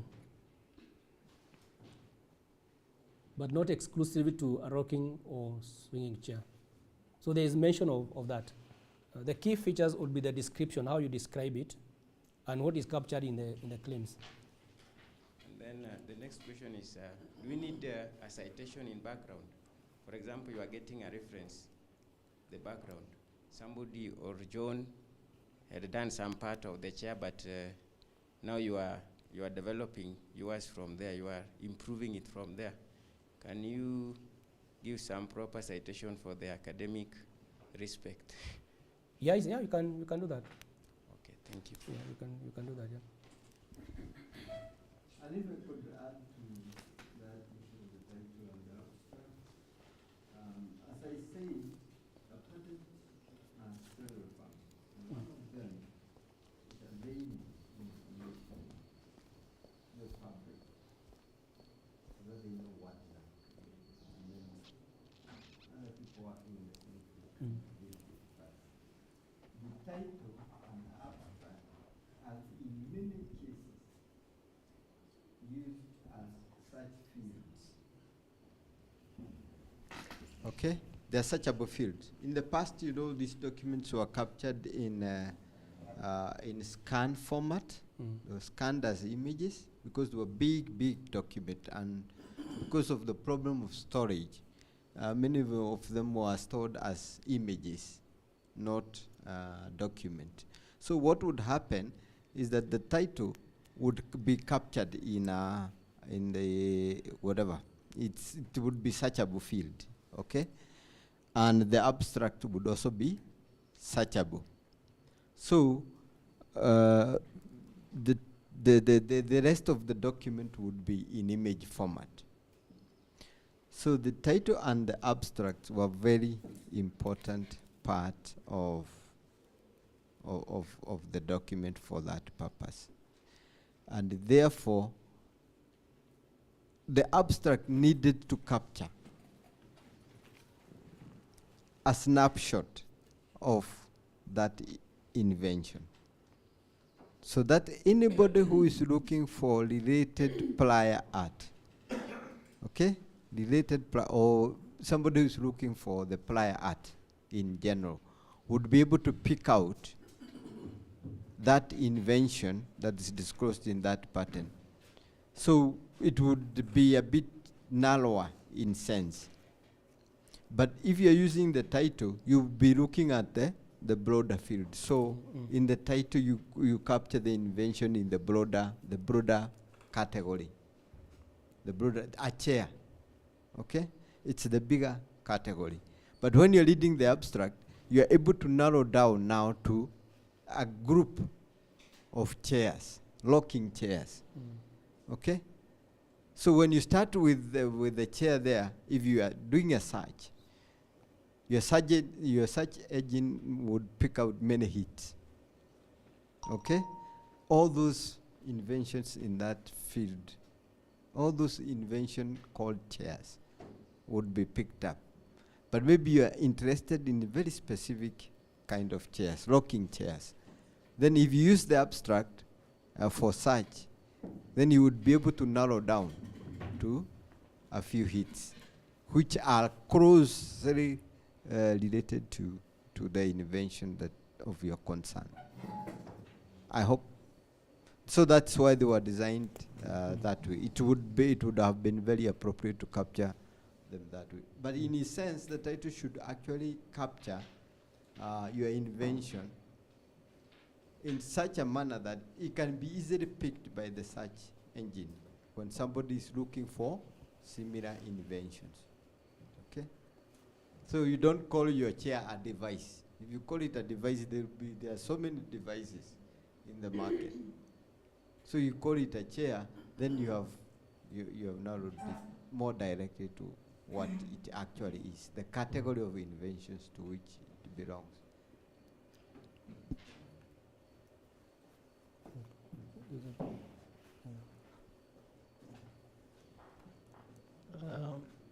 My name is Tim Koske. I wanted you to touch more probably on the numbering that is on the left-hand side of the report. Because there are times when you return them that you need to label the lines that are there. Okay. But in terms of this numbering, yeah, it's a requirement that every fifth line is numbered. The sense is that when this document is published and maybe is cited during the examination, we'll make reference to this document and identify the page number. That's why you have the page. You tell you this particular feature, the frame, is already disclosed by this document, this patent number, on this page 1, line 35. So it just used for making reference during the examination. Yeah, that can be, it's easy for, if I give you that report, with my report, examination report, you can go to this document very easily and locate what I'm saying in the report. I'm objecting to this particular feature or this claim because this particular feature, the frame, which is identical to what you are claiming, is already identified in this document. If you go to page 1 of that document, line 35, it's already mentioned there, just for that purpose. Yeah.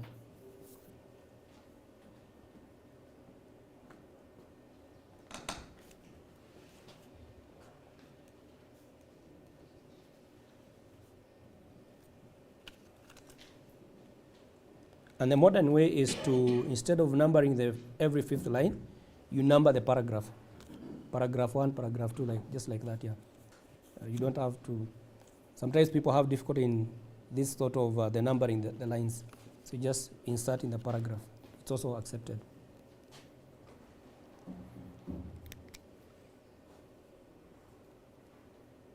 Any other question? Yes.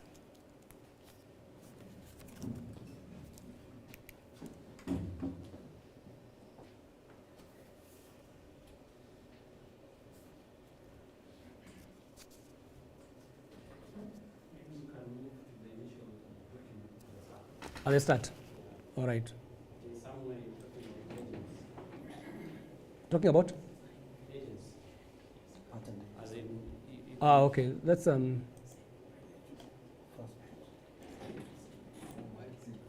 this one. I think you are not wrong. There's somewhere you talked of you can maybe give the power of attorney to someone. Yes, yes. To do the drafting for you, and then you say you have maybe a pool of accredited agents. I think it's this document. Yeah. Should be somewhere. The IP 39. Is that this one? Now, my question is, what qualifications are the agents you accredit to maybe do patenting on behalf of maybe inventors? Okay. Are they experts in subject matter, or do they have maybe a legal background? Because in the morning, we were told that the invention should be in full, clear, concise, and exact. So I don't know the qualification for the agents. Can I qualify to be an agent? Or what is the qualification? And do we have some of the agents in Eldoret town here, or Kitale? Or are all of them found in Nairobi? Do you mean Eldoret? I'll have to check. Okay, the qualification is that for you to be a patent agent, you have to be a lawyer who is admitted through their system to practice law. So those are the qualifiers as patent agents. In the sense that when you go to court, those are the guys who will defend you in court. They may not necessarily know how to draft the patent application, but in terms of representation, they know the law, even the law that we practice. The other category are the scientists and the engineers. You also qualify to practice as a patent agent, so long as you are conversant with, you have done some training on patent issues. And we have quite a number of the scientists who practice as patent agents. And majority of them are people who have worked in KIPI, the engineers or scientists who have worked in KIPI. They practice as patent agents. They go out and practice as patent agents. Or the engineers and scientists who have left KIPI, they do that. They have registered as patent agents, even at the university. Actually, the ones that have come from KIPI, one was at some point working for Jomo Kenyatta University, and also practicing as a patent agent. The other one is the guy in charge of IP at University of Nairobi, was also a KIPI staff, an engineer, and still he represents clients in terms of the drafting of the application. So those two categories who can practice. At least you are conversant with the law. You can provide the professional services to the clients that you are representing. Yeah. Do you? I'm not sure. You have to find out whether we have any from Eldoret. I'm not sure. Are there patent agents in Eldoret? I don't think so. How do you know back here? Yeah? Yeah. Yeah, he can do that, yeah. Yeah, I think the only, he can actually do that, but now he cannot file, you cannot appoint him as an agent, but he can get, he was a KIPI staff before he jumped out of the KIPI water and became a hippo.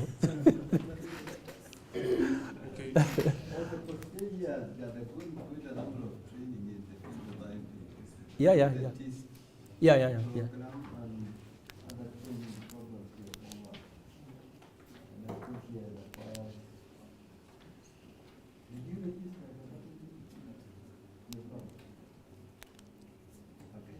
Yeah. But I mean, for him, can still guide at the university level. You don't need to be a registered patent agent. Yeah, if you can be able to do it and guide them, that's okay. That's all. Because even lawyers, there are those that they work for companies. They can still do the work on behalf of the company and sign for the company, yeah, because they're employed by the company. Yeah. Now, Bob, just a follow-up question on the issue of lawyers. Yeah. It's now, as an advocate, what do I need to do to be an IP agent? Is there maybe an entry exam, or all I have to do is just apply, my application is considered, and voila, I am an agent? As a lawyer? Yes. Yeah, you just need to make an application to KIPI, submit all your documents to prove that you are registered to practice, is it the High Court, to practice law? The admission, your letter of admission, the annual practicing certificate, and 10,000 shillings. Then within a week, you're admitted, and you start getting money from clients. Yeah.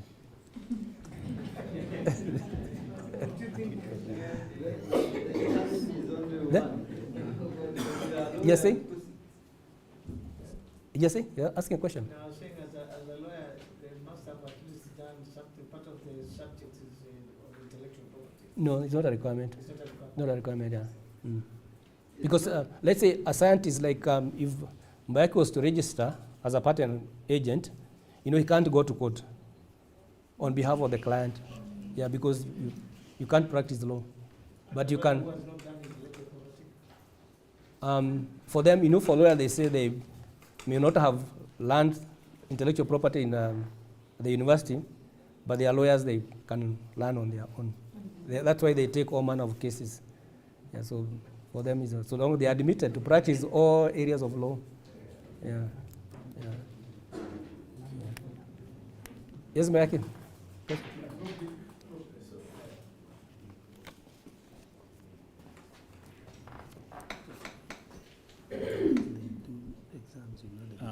Thank you. It's working. Probably the explanation is out there, people go to law school after they have done another degree. Yeah. So you either do engineering, then you go practice. You go to the law school. You do business, then you go to law school. You do physics, you go to law school.